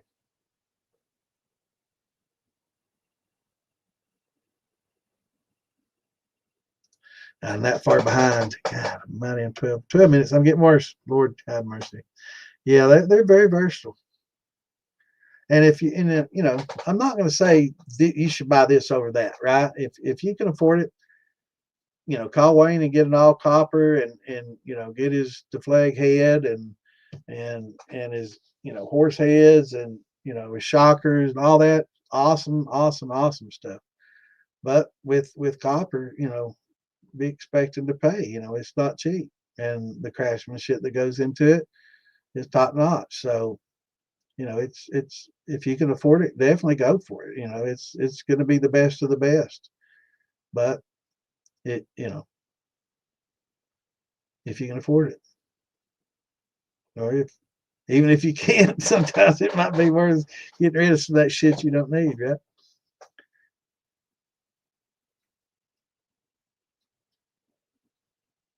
Yeah, just the mesh. You know, you don't have to use copper sections, just the mesh.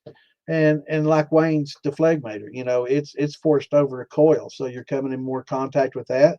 But if you can pack some mesh on the outside of that, going into a condenser before you go into a condenser, you know, like a spool, you force it, you know, put that copper mesh inside your spool. Now you don't want to start putting copper mesh in a 3/8 or a half-inch line in your little beverage. Please, please, by all means, don't, please don't. You know, you're gonna create a lot of problems, possible explosions, a lot of back pressure. No, no, no, no, no, no. When we talk about putting copper in, we're talking about putting it in an open area, like a large 2-inch spool, inch and a half spool, something like that. Do not roll copper up like a pencil and start shoving it into a 3/8 inch line that's coming off of ever. Please, for the love of God, don't do that. Don't ever. Um, but like in your slobber box, if you want to take that little slobber box that they send you and pack that full of copper mesh, that'd work perfectly fine. You know, or in your little thumper, if you want to pack it in there in that little thumper with your downcomer, that'll work just fine too, because you're forcing that vapor over that copper. Works wonderfully. But don't pack your lines. You know, if you have spools that are inch and a half, 2-inch spools or bigger, yeah, you can roll it up and put it in there. Or your sight glasses, you can put it in those and watch the liquid dance on it. You know, if you if you're like a magpie and you like watching things and get transfixed like I do watching that, yeah. I'm gonna scroll down here and see what. He went. Damn it. Sorry, Wayne. I didn't. I'm behind, and everybody thinks I'm not paying attention to him because I'm behind, and I'm just I get behind, and that's why I keep letting people know I'm behind. So if I don't comment when I say I'm caught up, then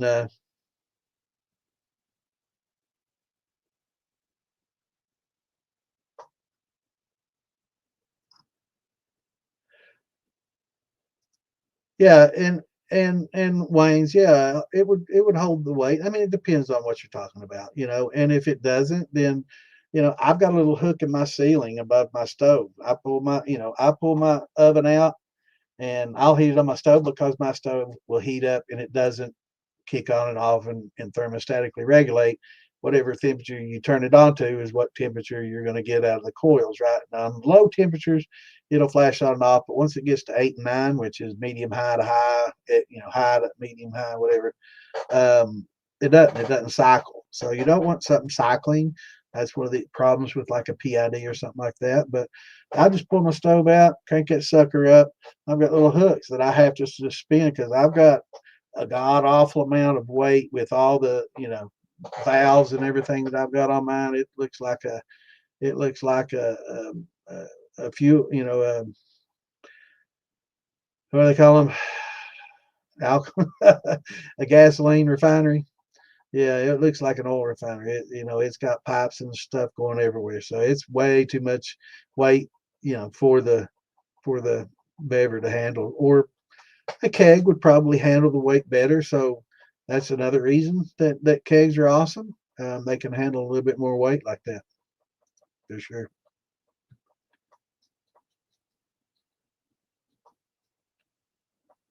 Yeah, and Clint's going to put those on the DIY Shine page. So Uh, People can go there and find them as well. But yeah, check our file section. We got quite a few links and more links we're adding all the time. So check in there. And if you have some information like that, and you have patterns or things like that, and you'd like to create a fake name and join us like Scott should, and make a fake Facebook and join us, and you can remain anonymous that way, right? So you can ask questions and not have to be worried the ATF is going to hunt you down. Just don't call yourself Bad Santa, okay? Anything but that. Yeah, they are. For the money, it's probably other than a keg. You can get a keg for $35, $40 on Marketplace, pretty much, or go to a frat house and after they get drunk and throw them out in the yard, you just pick it up, take it. But yeah, you can get kegs pretty cheaply, and they're fine if you know somebody that's got a welder. You can weld your ferrule on there pretty damn cheap and be running and great. They're good and solid. And once you take the heads off of it and it's just sitting in the corner, it just looks like a beer keg, right? It doesn't look like a moonshine steel, so nobody's suspicious. You got a favorite football sitting in the corner, be like, that's a strange looking pot you've got there. That doesn't look like any pressure canner I've ever seen.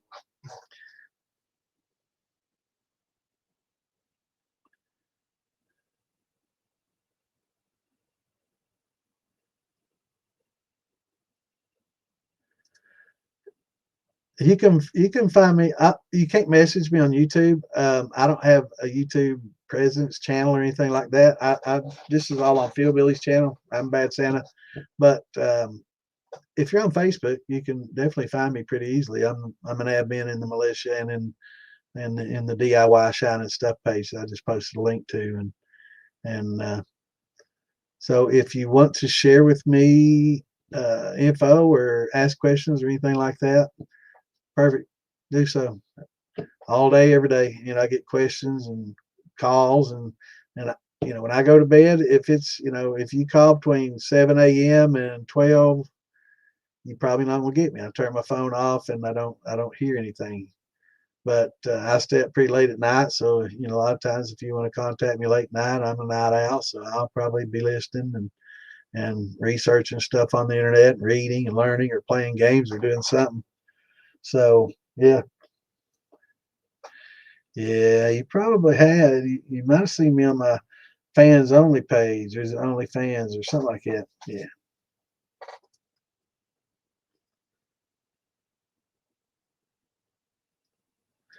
At least my name isn't clitoris.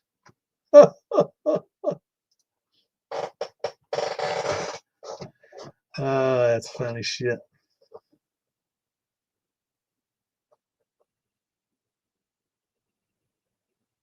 You could probably get a little bigger than that, out of 4x8 or 4x8 sheet. Okay, 4x10 maybe. But yeah, you could probably maybe get a little bigger if you just had the cape going into a ferrule. Now I'm not talking about a cap, but just the bottom body and cape going into a ferrule. You could probably get a little bigger.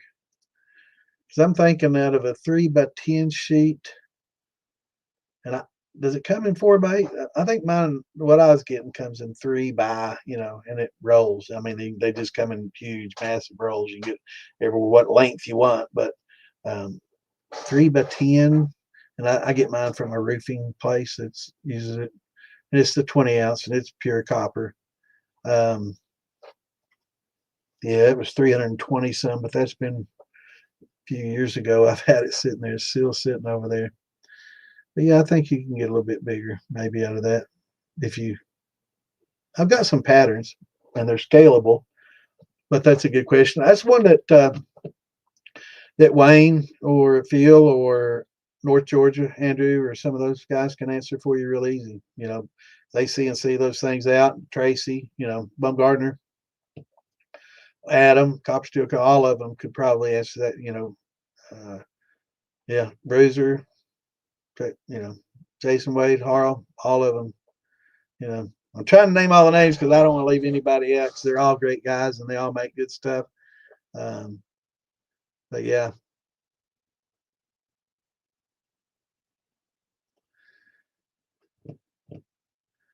I'm sure she heard rumors. She might not know me, but she probably heard about me.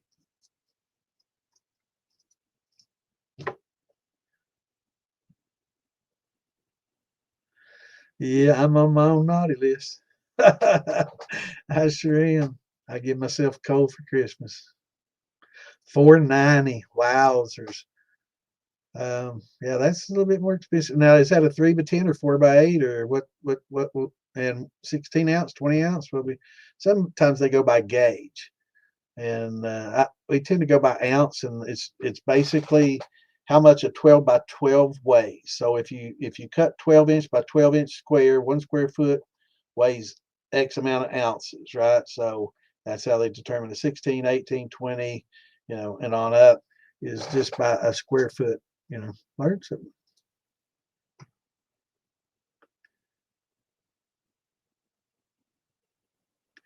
Well, just get on an old one, man. No, make one.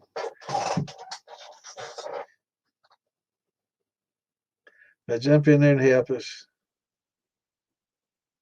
and share those links and patterns because we definitely like the DIY shining stuff. It's for not just making your own liquor. It's we geared towards a lot of making your own stills, making your own parts, things like that. Do it yourself, and a lot of the guys, will show their video of them crafting stuff in there. And Eric Ayers, who co-founded it with me, back in the day, he was Dr. Shine Frankenshine or something like that. He was, he was made all kinds of interesting. He made a continuous steel. He and I sat and talked, and he built him a little continuous column in his shine shed. It was cool as fuck. I always worried about him. He'd leave that some bitch going, man. I'm like, man, if you're gonna go out one day, your whole shine shack's gonna be on fire, just rolling. You can't leave that alone. And you know, but he's more into blacksmithing more now, so he's got a new hobby. He doesn't do as much shine as he used to, but great guy, very knowledgeable.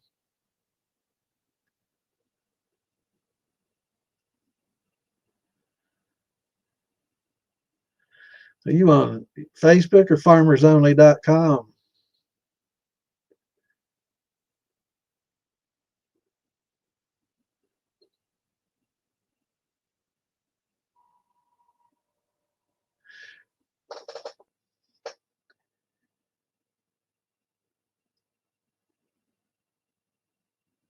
Yeah, a lot of people do the stainless boiler with copper tops. The only issue I have with that is and I know stainless isn't as bad as like an iron or a high ferrous metal, but still when you combine those two metals, you get a little bit of what's called galvanic action between the two. Now, I know stainless probably not too bad, but it's not like brass and copper. A lot of times you'll have to put brass in between copper and ferrous, steels and galvanized or other, pipes. So when you put those two together, you're going to get some galvanic action. Slow, much slower than most any other metals, but still with a 304. You get it, definitely would get it with a 400 series that's a little more, ferrous. Um, and it's going to cause some separation, some greening, filigree and stuff, and yeah. So I'm kind of skeptical about combining the two like that. I know in plumbing it's a huge no-no, and that won't pass any inspection if you do have copper joined to steel, galvanized steel or black pipe. But and you have to have brass in between them so to prevent the galvanic transfer of electrons and stuff, and one eats at the other. One gives up the electrons to the other and it eats away at it, right? And eventually it'll cause separation and holes and cracks and issues. But with stainless, it's going to be much reduced than it would be with anything else. But again, just put that ferrule on there, and just go into copper heads, copper plumbing, and copper everything else. I wouldn't have a stainless body like a stainless steel drum, and to put like a copper cape on it. I'm weary of that, right? So joining the two together like that. So if you do, yeah, just go into a copper head with lots of that copper mesh, and definitely.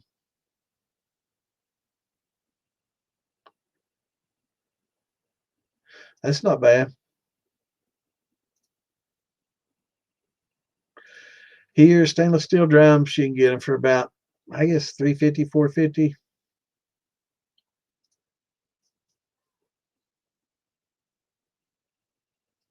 Yeah, I'm gonna have to get one, brother, for sure. I've been putting it off, and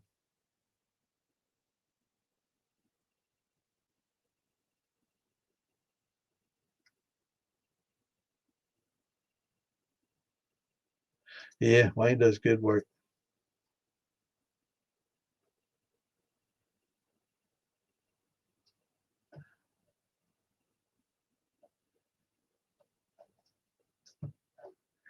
You'd be surprised, man. You heat it up properly like any other, and it'll run off just as quick as any other, but you'll have a lot larger stream. But yeah, it does take quite a bit more to get it to temp.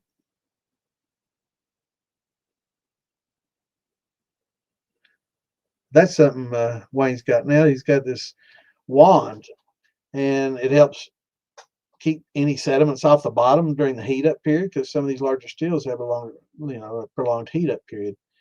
And so he's got this air wand that goes in on the bottom, and it keeps a lot of things from building up on the bottom while it warms up. And he said that it's decreased warm up times almost in half for a lot of the bigger steels and stuff. So it's kind of a agitator, aerator. Pretty interesting. Yeah, Wes does great work. Actually, he builds some stuff for filling them.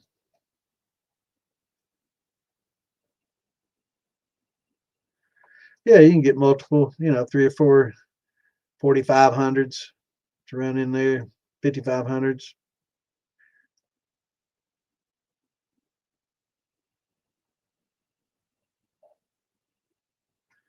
Right.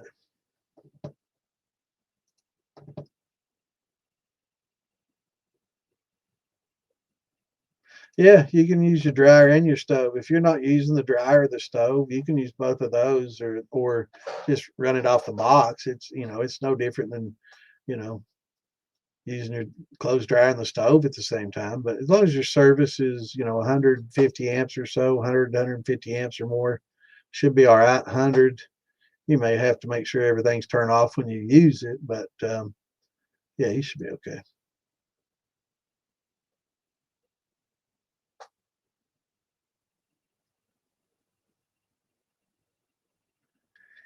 Yeah, yeah, I play some games. Sure do, brother. I like that Call of Duty, and Battlefield's looking pretty interesting. I might get it. I don't know, but Call of Duty's getting a little bit old. There's too many cheaters in there, man. It's nothing makes you madder than to get to the final end and the final circle where you tail off the whole game, and then some cheater just zip, zip, and you're dead right there in the final three or something. Oh man, it makes me. Yeah, you are what you eat. Yeah, funny man.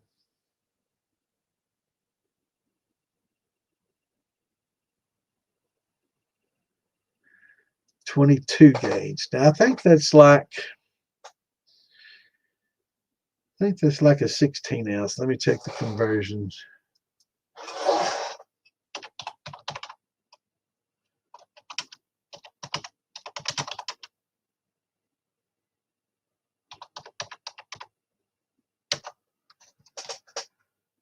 Okay, 24 gauge is 16 ounce. So 22 is going to be a little lighter than a 16 ounce. 22 gauge. No, 22 gauge is 20 ounce. Okay, 22 gauge. Is that what you said? 22? Yeah, that's 20 ounce. That's good. I was thinking it's different. Wait a minute. Right. The smaller the gauge, the heavier it is. Right. So as the smaller gauge goes down, the heavier it gets. Right. The larger the ounce, the heavier it is. 16 gauge is 48 ounces. Yeah. Yeah, that's good. Yeah, that's a good 20 ounce is good. The 16 for like a 10 gallon or less steel is fine, but when you get to the 20s and 30s, you're definitely going to want 20 for sure. And when you get up to the 50s, 60s, you may want something even heavier. But it's going to be, if you don't, it's going to be something lightweight. I don't know if y'all watch Moonshiners, but I think a few years ago, Josh, and I can't remember that other guy's name, were partnering up, and he made him looked like a water heater looked like 20 or 16 or 20, and they dropped it while carrying it, and boom, it just dented up, dinged, and ruined it and split, and it just, you want a little bit heavier gauge when you build a big one.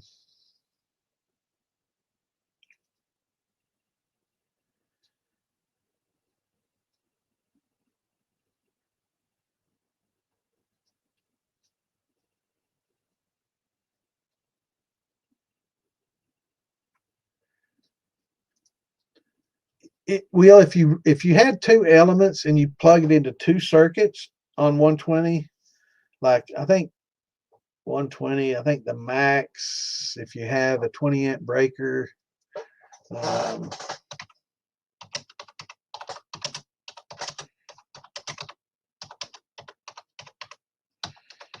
sure if it's 2400 watts, yeah, on a 28 amp breaker. So yeah, if you had, a couple of 2000s or 1500s, 1500 is probably going to be a safe, because a lot of times they're 15 amp breakers and it's going to be pushing it. But if you can, run it to two different circuits that are, different, that would be fine. But if you can plug it into that dryer or range plug-in into the 220, and you're definitely going to have at least 30 to 50 amps on those.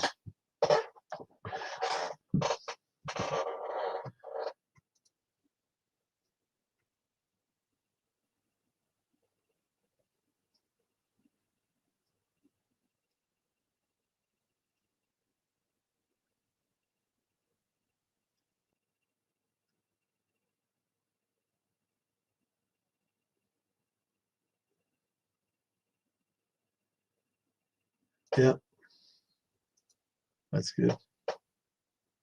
Those are good times.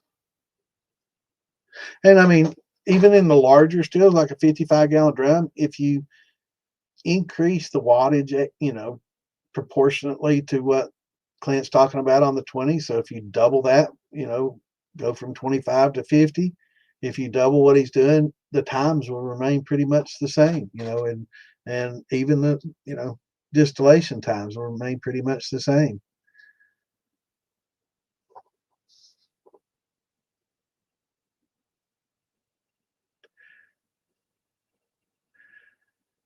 Four-inch coming off your cape or cap, and then you're reduced into 2.5, or like a 4-inch column is also nice. Having a 4-inch column or something like that are pretty nice, or a 4-inch head coming down a lin arm into 2, and then 2 onto your thumpers or condensers.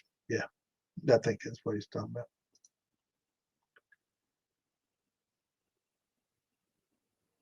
Yeah, scroll on down. That's what he said. Okay, I need to catch up. I'm about caught up. Yay.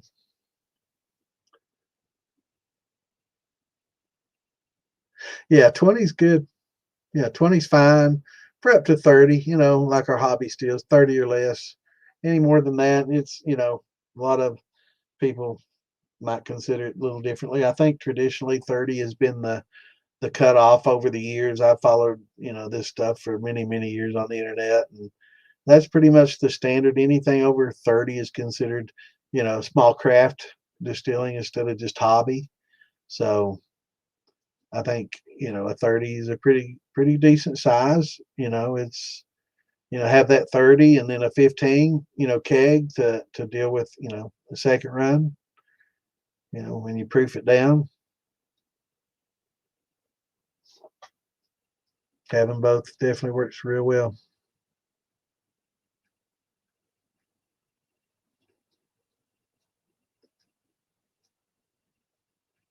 Yeah, I think a thicker gauge for the bottom is a good idea too. And I've seen some builders that do that, and maybe even on the cap that holds the head, the cape, and then the sidewall's a little bit thinner just to cut down on weight. But I think putting the rolled edges in there, rolling it, like they do, helps structurally, helps give it some rigidity and structural, integrity.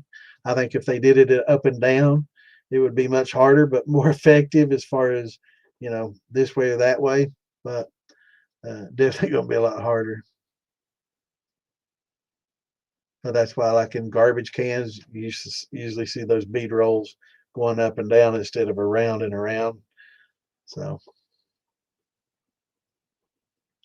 but I think like in cans, you see it going around, maybe it's to help, keep it from blowing out.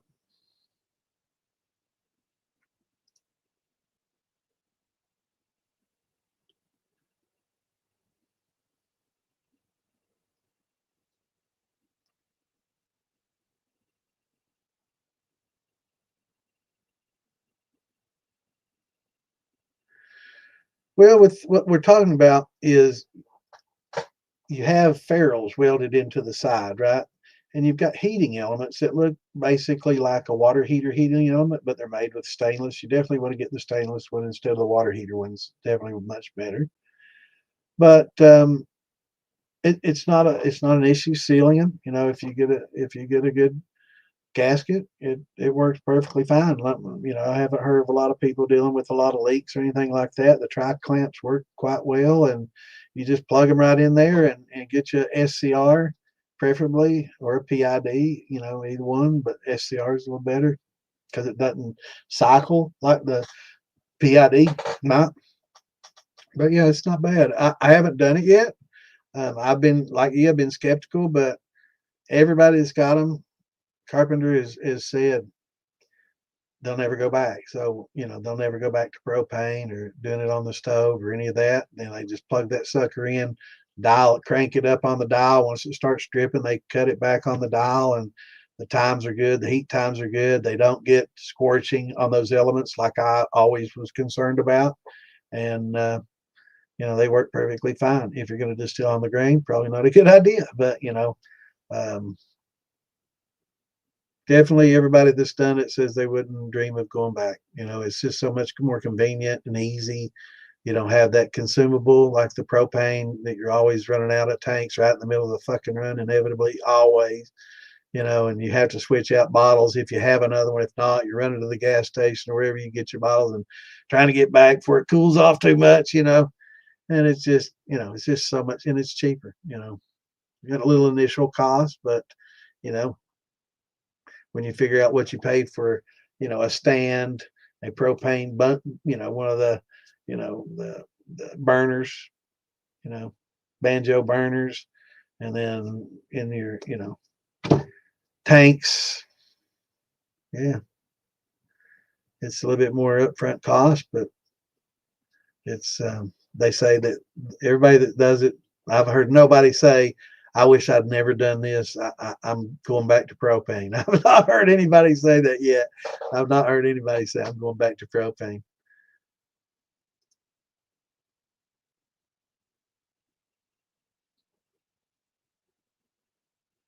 Yeah, actually, it actually does, unless you have like on the grain or something, you got a bag suspended and you got the heat from the bottom, you got a false bottom that's separating it. Of course, you're not going to be able to use that unless, of course, it's below your false bottom. Then you're okay.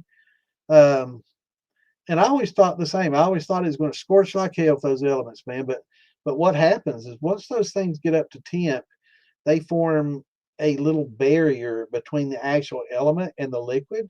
So the liquid really doesn't come into contact with it so much. It's like a little invisible barrier that the liquid doesn't actually touch that element. I don't know. I guess I can Google what that's called, but um, yeah, it's just the pressure, the temperature. There's a steam. I guess maybe some kind of steam barrier or something that's created there, but it doesn't do that. But I have seen people put really milky mash that really didn't settle out well in with elements, and their result wasn't quite so good.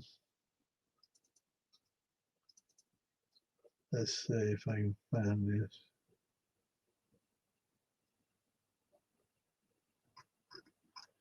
I've got a picture here somewhere.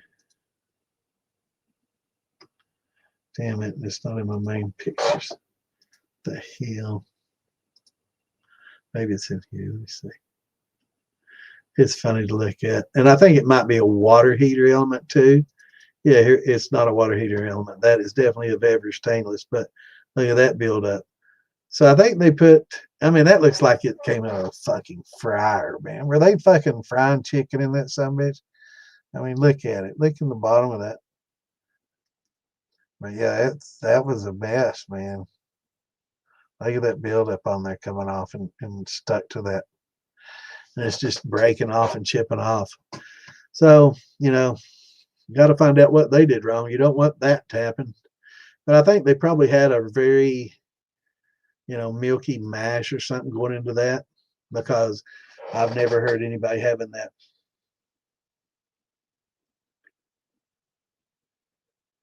And I'm thinking, Clint, I'm thinking he's talking about having a barrier between the elements and the actual liquid. You know, I'm not sure, you know.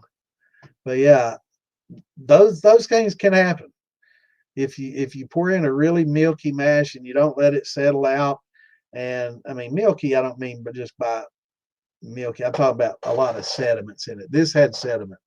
You know, this was a stirred up mash that, you know, the yeast bed got stirred up into the mash as they were pouring it over. They really didn't give a fuck. And they poured that shit in there with all that yeast bed, and it had some, you know, a lot of particulates. They didn't, you know, it fit through a cheesecloth, it should be okay. No, you know, and not unless you have a double boiler or a jacketed steel or something. Yeah, then it's fine, but not with elements, or I don't think it would have been any different if they would have used gas underneath this. All that would have been on the bottom of the pot instead of on these elements. It would have been stuck to the bottom of the pot and scorched just the same, you know. So yeah, but that was always my fear. But after researching it and learning about the actual separation between that, you don't have to. I've heard people running two 120s on a smaller steel, you know, like a 15, you know, on a keg, and it's fine. The heat up's going to be an hour, hour and a half, and you know, maybe two if you're not in a hurry. I mean, it works fine. Um, but it's just going to take a little longer. I mean, it'll work, but just get on two circuits, run 2,000 watt, 1,500 watts on two circuits, and expect. And I've heard people even using propane to help get it up to temp, you know, or a little, you know, um, single element burner, you know, that you can get and put underneath it, or put it on a stove and get it going, you know, so stove that cycles, you know, you don't have to worry about it, you know, just use the stove to help get it up to temp. Even a stove that cycles, which is fine. Then once it gets up to temp, turn the stove off, use your elements to distill, it'll be fine. But if you got that stove, you know, why not just unplug the stove and plug in a 240 and, you know, use a 4,500 watt or a couple, and boom.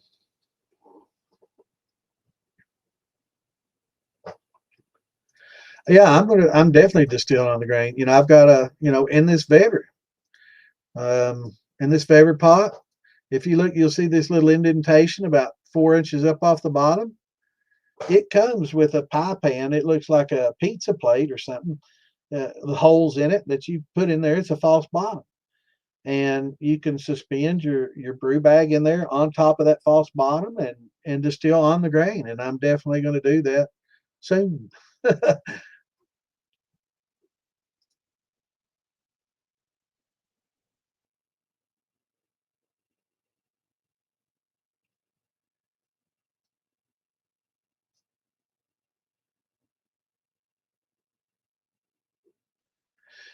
Right. Well, you know, here, you know, most homes, you know, you really don't get into the commercial kilowatt hours.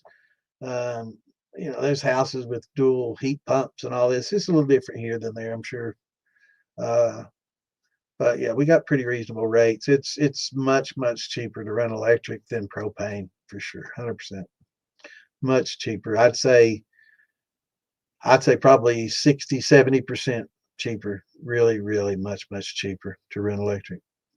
Other than the initial cost of the, you know, the elements and the, you know, SCR, and you know, if you can do it yourself, you can save a lot of money on that for sure.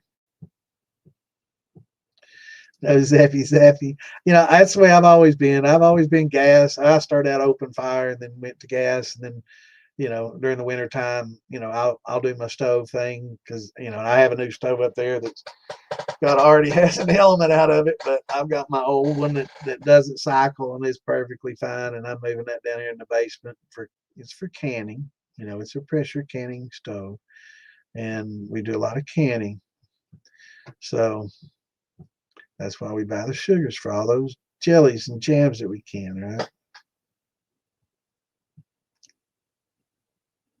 And I hand them out at Christmas to all the good little elves.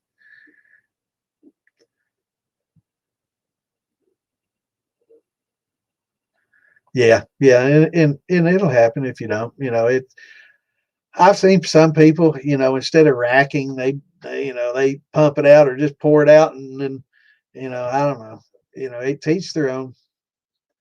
But I like racking. I'm used to doing it for the wines and stuff, and it's something I've always done. I just siphon it off. I got like a 3/4 inch hose and siphon it off. I'm not in a hurry, man. I just, I don't let myself get in a hurry, and that's one thing that you'll find in winemaking, beer making, and distillation and fermentation. Don't get in a rush. Don't try to rush things. Don't try to cut times. And, it's just like aging, you can't speed that process up. You can do certain things that'll make it better, but there's just you can't replicate time really. It's hard to. Everybody's tried to, and you can to a certain point, but after, it's just not the same. So you gotta be patient, especially in winemaking. But one of the beautiful things about it is, if you're a procrastinator, it's like, fuck it, I'll worry about that wine tomorrow. It won't hurt. Another day or week won't hurt a thing, and it won't. So it's great hobby if you're not in a hurry.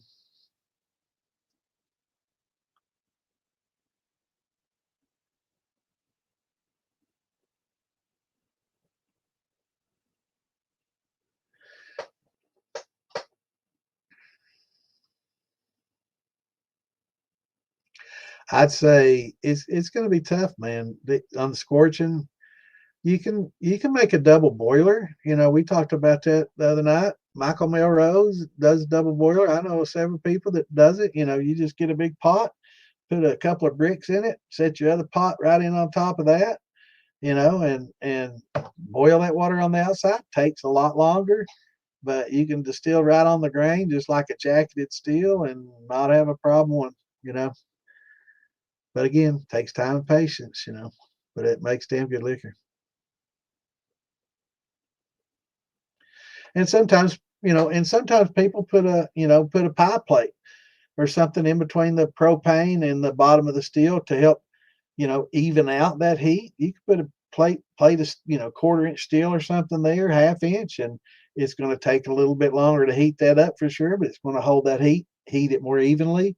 You won't have, especially like the turkey fryers, those coned, gas cone. They got like a little cone and it sends a jet out and it focuses. That's the best freaking thing in the world to boil water with, man. They do great. Boiling water, man, it don't take long at all. But you don't want to cook mash in it, and you don't want to run liquor on it because it focuses everything on the spot, and it's a scorching machine. It's a shit. It'll scorch the shit out of it. Trust me, I've learned my lesson on those. I got one out there if anybody, but I would sell it or give it away. But it's really good for boiling water. I mean,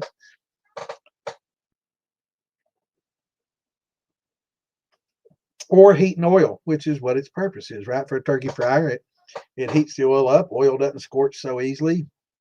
Crank that sucker up. It'll heat that oil up in no time. It'll fry that turkey in no time, and great for that. But it's not so good, especially if you get a little sediments on the bottom.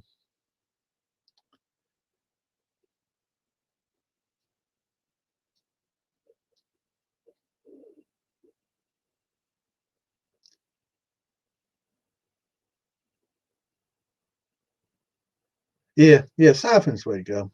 I've seen people pump it out and pick it up and slosh it around, dumping it out and all that.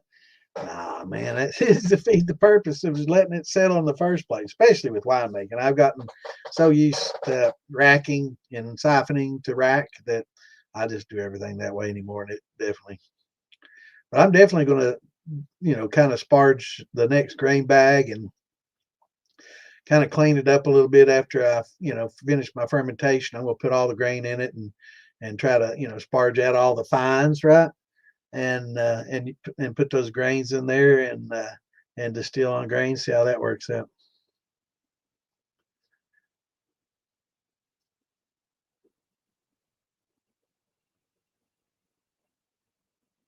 Right. Right. Yeah, and people do that. They'll put a little, like I don't know if I'd use like a pizza stone or something like that, but just a little 1/4 inch steel or something in between there, just to take the direct heat off and heat that steel and have a good even heating all over the bottom. Definitely.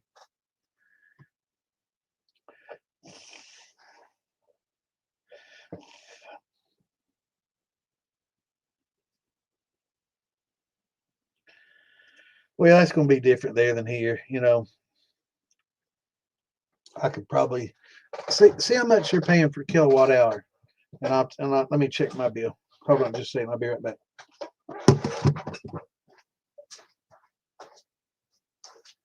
We haven't gotten an electric bill in a while, have we? I don't remember seeing an electric bill in a little bit.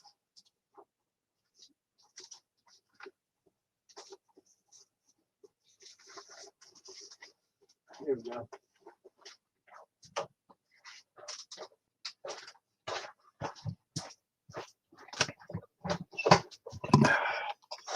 All right.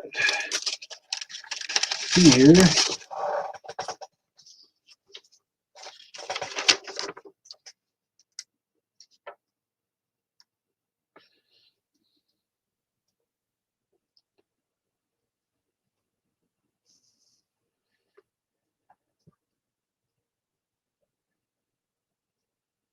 It'd be nice if they told you.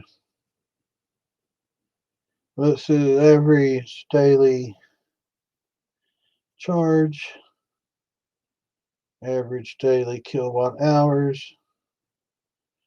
So at $3 a day for 31 kilowatt. And that was during the low usage. So I don't know what that comes to. Here we go, yeah. Basic energy charge. Yeah, it's 10.5 cents per kilowatt hour. So it's pretty cheap here. And that figures to about right. 31.59 for 384. So yeah, it's a little over 10. Yeah, about 11, 12 cents per kilowatt hour. How much y'all paying, over there for per kilowatt hour? I know a lot of places in the United States, probably California is a little higher. It depends. We get a lot of bars from Kentucky Utilities, which a lot. It's gone up, and unfortunately, as they get away from coal and gas and start with solar and all this, solar and wind, the price is going up, and they're trying to increase the prices because they're trying to offset the cost of all the bullshit they're putting in here. Whereas, we've got plenty of coal and gas right here in Kentucky to make plenty of good electricity with. So see how much you're paying there per kilowatt hour, and we can compare. Oh, you're in Canada? I was thinking you're in the UK. Anyway, yeah. So how much per kilowatt hour up there?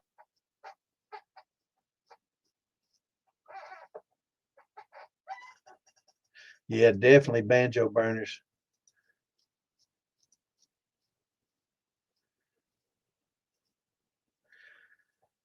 Yeah, it not just quietness, it spreads it out more. It spreads the heat more evenly, um, for sure. And I've got a good picture of a banjo burner here if you're not sure. For those that aren't, I know Richard knows what it is, but so many people out there may not be. And I came across it a minute ago looking for this. Man, now I'm not gonna find it. Wait a minute. And I've got it here. Oh, come on.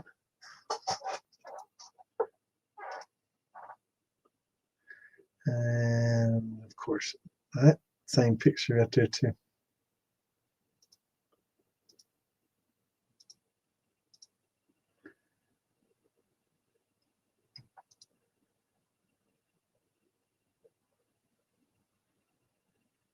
I saw that just a minute ago. Unbelievable. Oh, it was down here. I'm still got some of my shit spread out, my pictures and then my information still spread out a little bit, and I need to get all that put together. Wow. Anyway, damn it. There's nothing bothers me more than not being able to find stuff like this, and I do try to organize it as best I can, but it's, how am I not finding that? I must have looked past it. I know I just saw it. It showed the regulator and the banjo burner and everything, and I was thinking, regulator, that's the word I was trying to think of it a minute ago. So you need to get a certain PSI regulator with, a larger banjo burner, 20 PSI. And it's nowhere to be seen now. I'm freaking believable.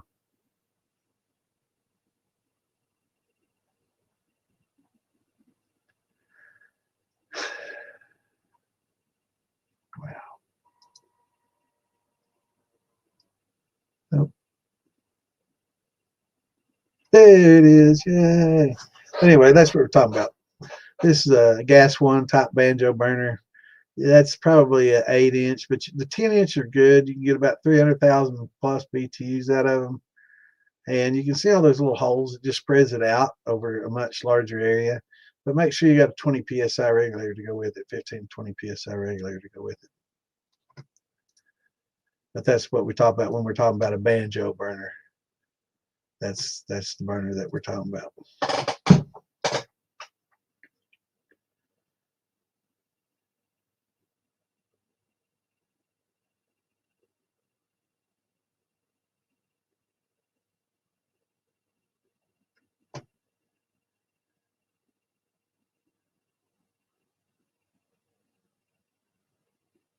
Yeah. How's it going, Turin? Going pretty good, brother.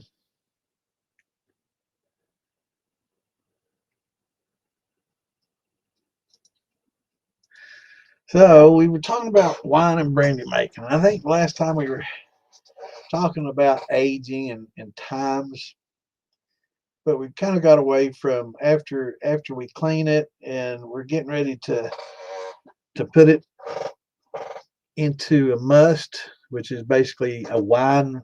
A fruit brandy is called a must, not a mash, not a wash, but a must. So for those that want to be technical, most of us just call everything a mash, whether it's a wash, a grain, or a fruit. We just kind of use the catch-all terms, but a lot of times people will correct you and say, no, that's a wash, or that's a must, or that's a mash. So with your wines and with your fruits, it's called a must. So a lot of people, I like to use the 160-degree water to kill a lot of the stuff off, and a lot of people like to use the potassium metabisulfate to kill things off. No right or wrong. I think some people think when you heat some of the fruit up like that, it oxidizes it and takes a little bit out of it, which may very well be the case. But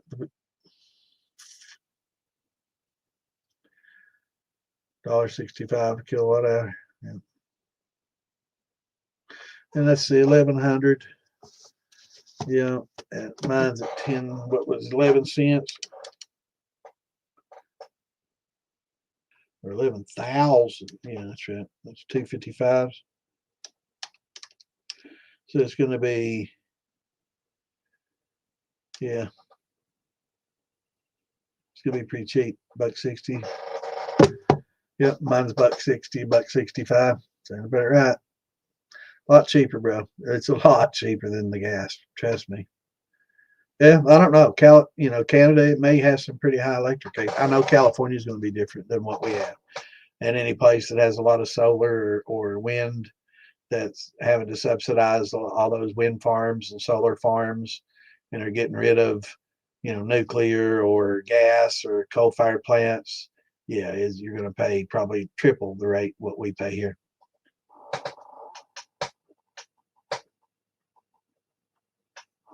And if that's the case, and you can still get propane for $20, it may be about the same. You know, you triple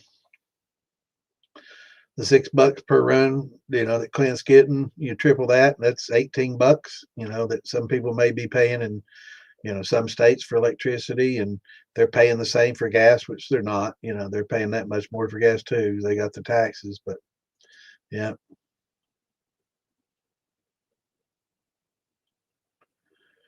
Yeah, that sounds about right. I think mine came to $1.60 at what I'm paying, and you know, mine's just a tad cheaper. So, you know, $1.65 sounds about right. Yeah. Yeah, it's not much. Definitely not much. It's much more economical than, you know, than gas, for sure. Now, exactly what percentage, that's going to vary, you know, because excuse me, everywhere has different, you know, electric rates, and you know, get propane rates and taxes, you know, and all these things to go along with it. But yeah, it's just a lot cheaper for electric, but a little bit more initial, you know, cost wise. You know, that banjo burner, you know, they're about 45, $50. I don't know. That's about the same cost as a element, maybe. You know, I don't know. Let me see. I guess check Amazon. I always look at Amazon or Walmart. And let's see, Denord.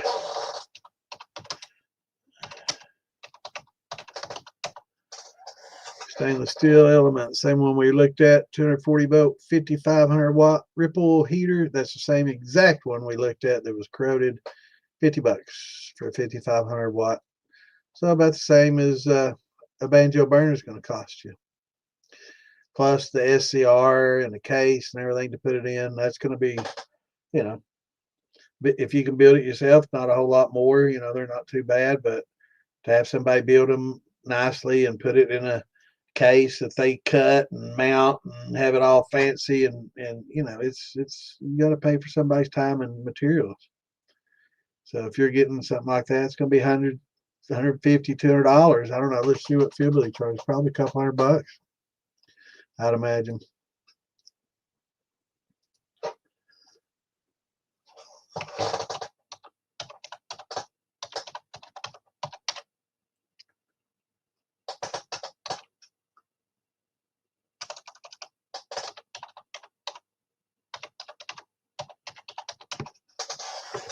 Let's see. Electrical SCRs. 120 volt SCR with a 2,000 watt heating element. It's going to cost you around 229, 279. 220 volt with 5,500 around 350 to 450, and that's mounted in a, you know, a nice box and everything, and it's got your, you know, the cable, you know, the big huge, because it takes a certain gauge cable to run that 20, you know, that 220. So the cable's expensive. So, you know, you just extension cord, you know, price of 10 gauge, you know, extension cord. You know, that alone ain't cheap. Plus the box, plus the mounting, plus the SCR, plus the element, plus the cable going to the element. Yeah, yeah, it adds up. Not a bad deal.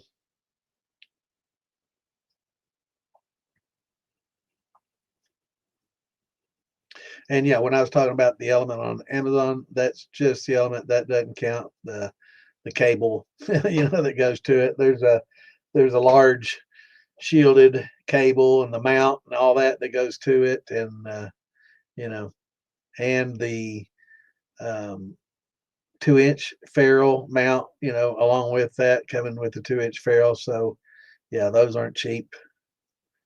So yeah, there's quite a bit that goes into those.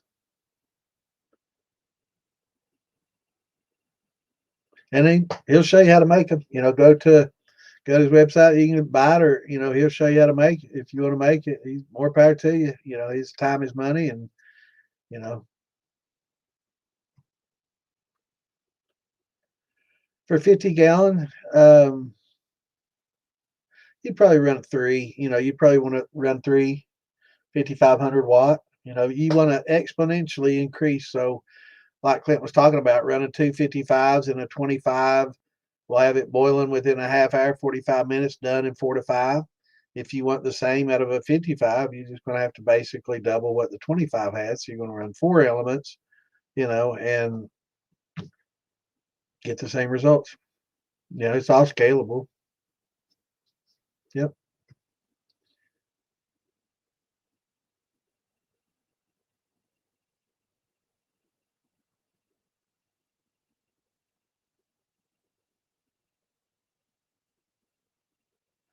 Yeah, and Clint, if you had 4 elements, just like you did 2 in the 25 gallon, and got those numbers, if you ran 4 in a 50, they're the same thing, exact same numbers, and you're going to use, the same electricity as if you did 225 runs, right?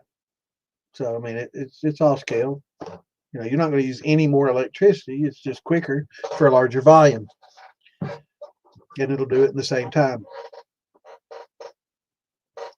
All right, y'all. Yeah, and 4 outlets. You just have to, run it to a breaker. Just run it to your breaker box, and you can have dual 240 outlets, and of course you're going to have a, really, either if it's on different circuits would be wiser, because if you try to run it to one box, you're going to have to run 1/0 wire, for a 100 amp box to run, 4 of these on, right, or more. So then you're if you ran copper wire, that's going to be pretty expensive. You can use aluminum, but you got to use what do they call it, Drylox or whatever, to keep your aluminum from corroding, keep it from oxidizing. So you have to use your the grease on it. Yeah, it'd be $12 around, just twice the cost of half that. So it's all scalable. If you had 25, it costs 6. If you had 50, it's going to cost 12. If you had 100, it's going to cost 24. If you have, keep adding that many elements, and it scales. It shocks people that a lot of times when they see these bigger steels, and they think, wow, I bet that takes all day to run. And as long as they scale the heating up proportionately, and have proportionally the same vapor tubes to come off of it, right? So, if you have a 1/2 inch line coming off a 50 gallon, it's gonna take a long time to force all that steam through a 1/2 inch pipe. In fact, it's going to be kind of dangerous, but it's going to take forever. But as you inch it up, like a 4 inch, 6 inch, whatever, you need to increase the size of the line coming off your steel proportionally with the size, the with 1/2 the size, right? So that's why I really don't like the smaller bevers, and some of those bevers that have that 3/8 inch line, because you're creating back pressure in the actual steel. And that anytime you increase pressure, you're increasing temperature, and it's a lot harder to regulate that temperature.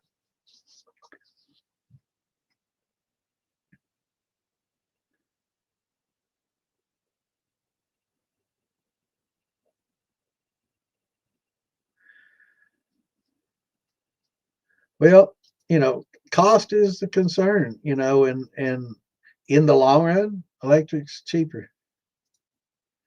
And two,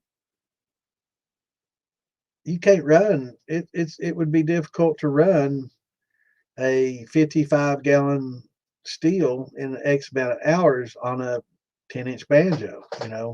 You might have to run dual or 3 banjos to get it to cook off in the 4 to 6, 8 hour range. You use that one banjo, it's going to take forever to heat up, and it's going to take a long time to run it off. So it's scalable. That 10-inch banjo is fine for a 20, 30, maybe even 40, but once you start getting 50, 60 plus, you might need something a little warmer, or 2 of them, or 3 set up, maybe in a 3-pack, next to each other in a little triangle of them.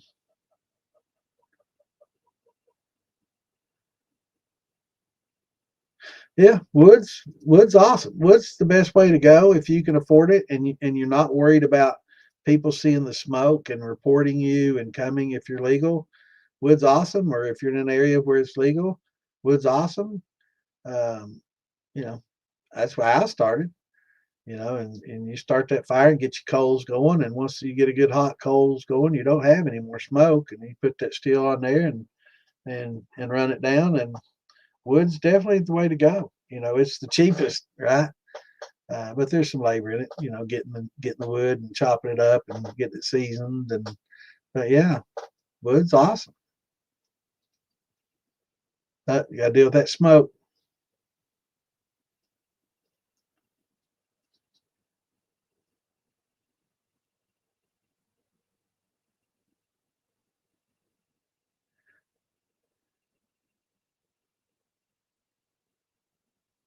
Nah, I mean, well, it depends on where you are, and a lot of times, if you got a lot of smoke and you're in an area where they're not expecting to see it, or if you do, maybe have a little drum out there, steel drum with burning some stuff, and when they come, asking, oh yeah, we's burning some stuff in the old burn, in the burn pile, or burning it up in a drum over there, no big deal, or something like that.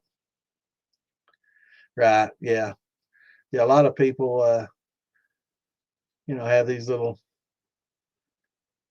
fire pits and stuff these days, so it's not as, even in the city, if they see smoke, oh, he's probably got a little fire pit over there or something. But you know,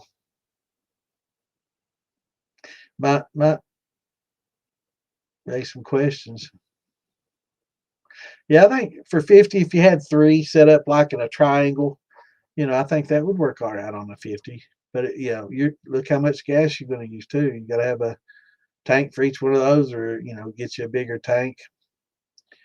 But it is, it's if you're going to scale up, you're going to have to scale up the heat and everything, and the way you get your heat, or just run two smaller ones at the same time, with singles, run 320s. That's the same as running the 60. If you run them all at once, just have three burners on 320s, and you can run 60s and no problem at all, and run it off in about the same time. You just have to babysit three instead of one. It ain't no different. That'd work too. Or you could have three pots with 120 going to each of them that are 20 gallons, and you know just have extension cords running everywhere. But it is what it is. Well,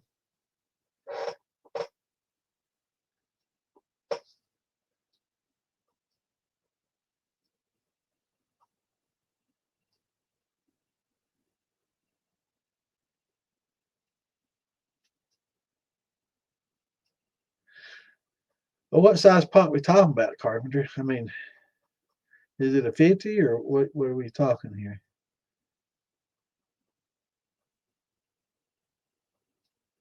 You talking about using a 55 drum, or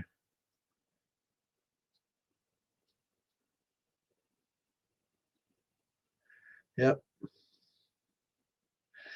I know, me too, Richard. I ain't gonna be on here much longer, man, or I'm gonna turn into a pumpkin for sure.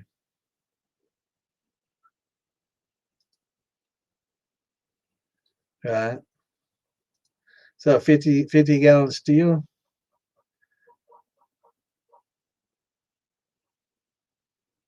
or just 50 gallons that you cook your mash in?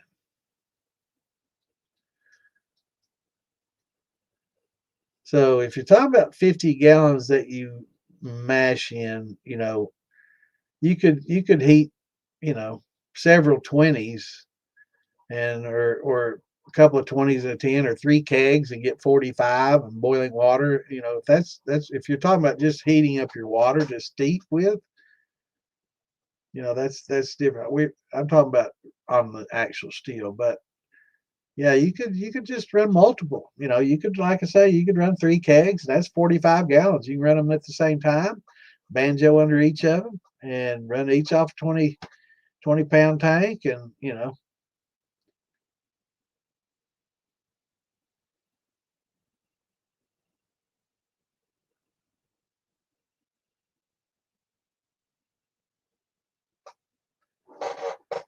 I'm not following you, Carpenter, whether you're talking about heating up water to steep in and cook mash in, or are you talking about to actually distill?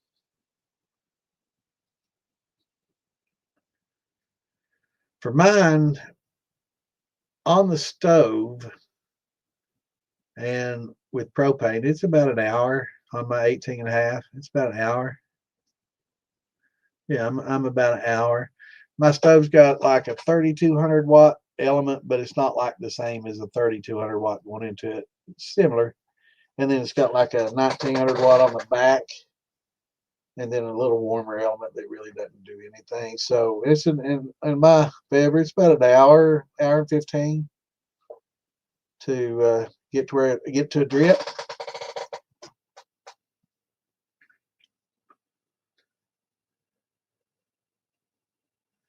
Yeah, I think so too. I think I would,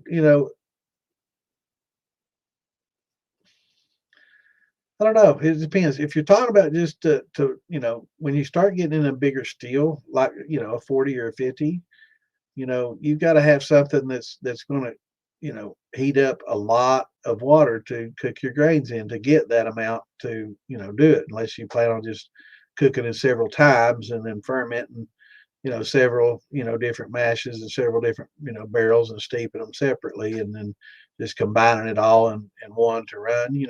There's ways to scale it like that. So it's definitely going to require some planning.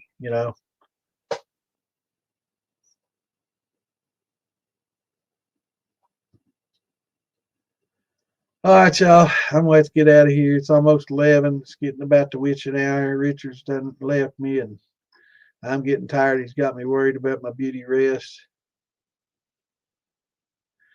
Well, a lot of people do. Carpenter, they'll boil their water in their steel because that's the largest vessel they have to cook water in a lot of times. Um, I've got a 30-gallon Bayou cooking, boiling thing with a little mesh, not mesh, but it's I guess got holes in it. That's the second one, so you can use it to strain a Cajun for cooking and all that. But yeah, you need something that's going to be large enough to boil the water. So a lot of people use their steels for that, to heat their water up in because it's the largest vessel they have. So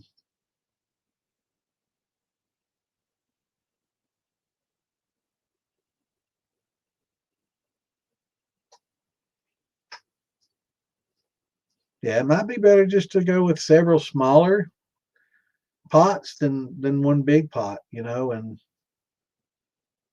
go that route. All right, y'all. We're gonna get out of here. It's been a good Wednesday, good hump day. Hope everybody has a great rest of your week. We'll be back here on Saturday.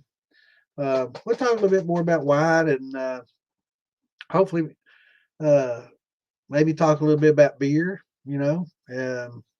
We got some members that are pretty knowledgeable about beers and can help contribute about the beers. Hopefully they'll be on. Maybe I'll send them a message. One of our viewers, Jim Miles, has been making beer for a long time. So, maybe we can get him on here and help talk about beer making and maybe step mashing and learn a little bit more about grain manipulations and things like that. And Clint, he knows a lot about the same. So, hopefully we can talk about a little bit more about beer making and whiskey making and mashing that in a little bit more about ways to get around carpenter's dilemma about wanting to produce a good amount without at the minimal cost. I think maybe splitting it up into smaller steels would be the way to go, um, and just have several burners burning three Bever 18 and a halves, and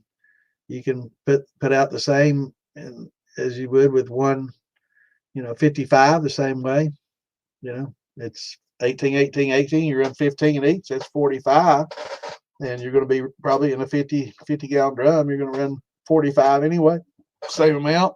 So you'll be able to do that way and just run three separate steels. That'd eliminate that problem real easy. So, yep. Hope everybody learned something too. And on Saturday, Clint. Saturday. Yeah, that's why he's gonna be on. You gonna party again Saturday night? That's what he said. Oh, I thought it was on Sunday, man. I had a party last night. So unless Clint was partying this Saturday like he did last Saturday, we'll see him in here too. But anyway, until then, we'll see y'all Saturday, East or 8 East 8 East Central Time. So until then, everybody have a great week. Peace out. Shine on. Love y'all. And see you Saturday. Later.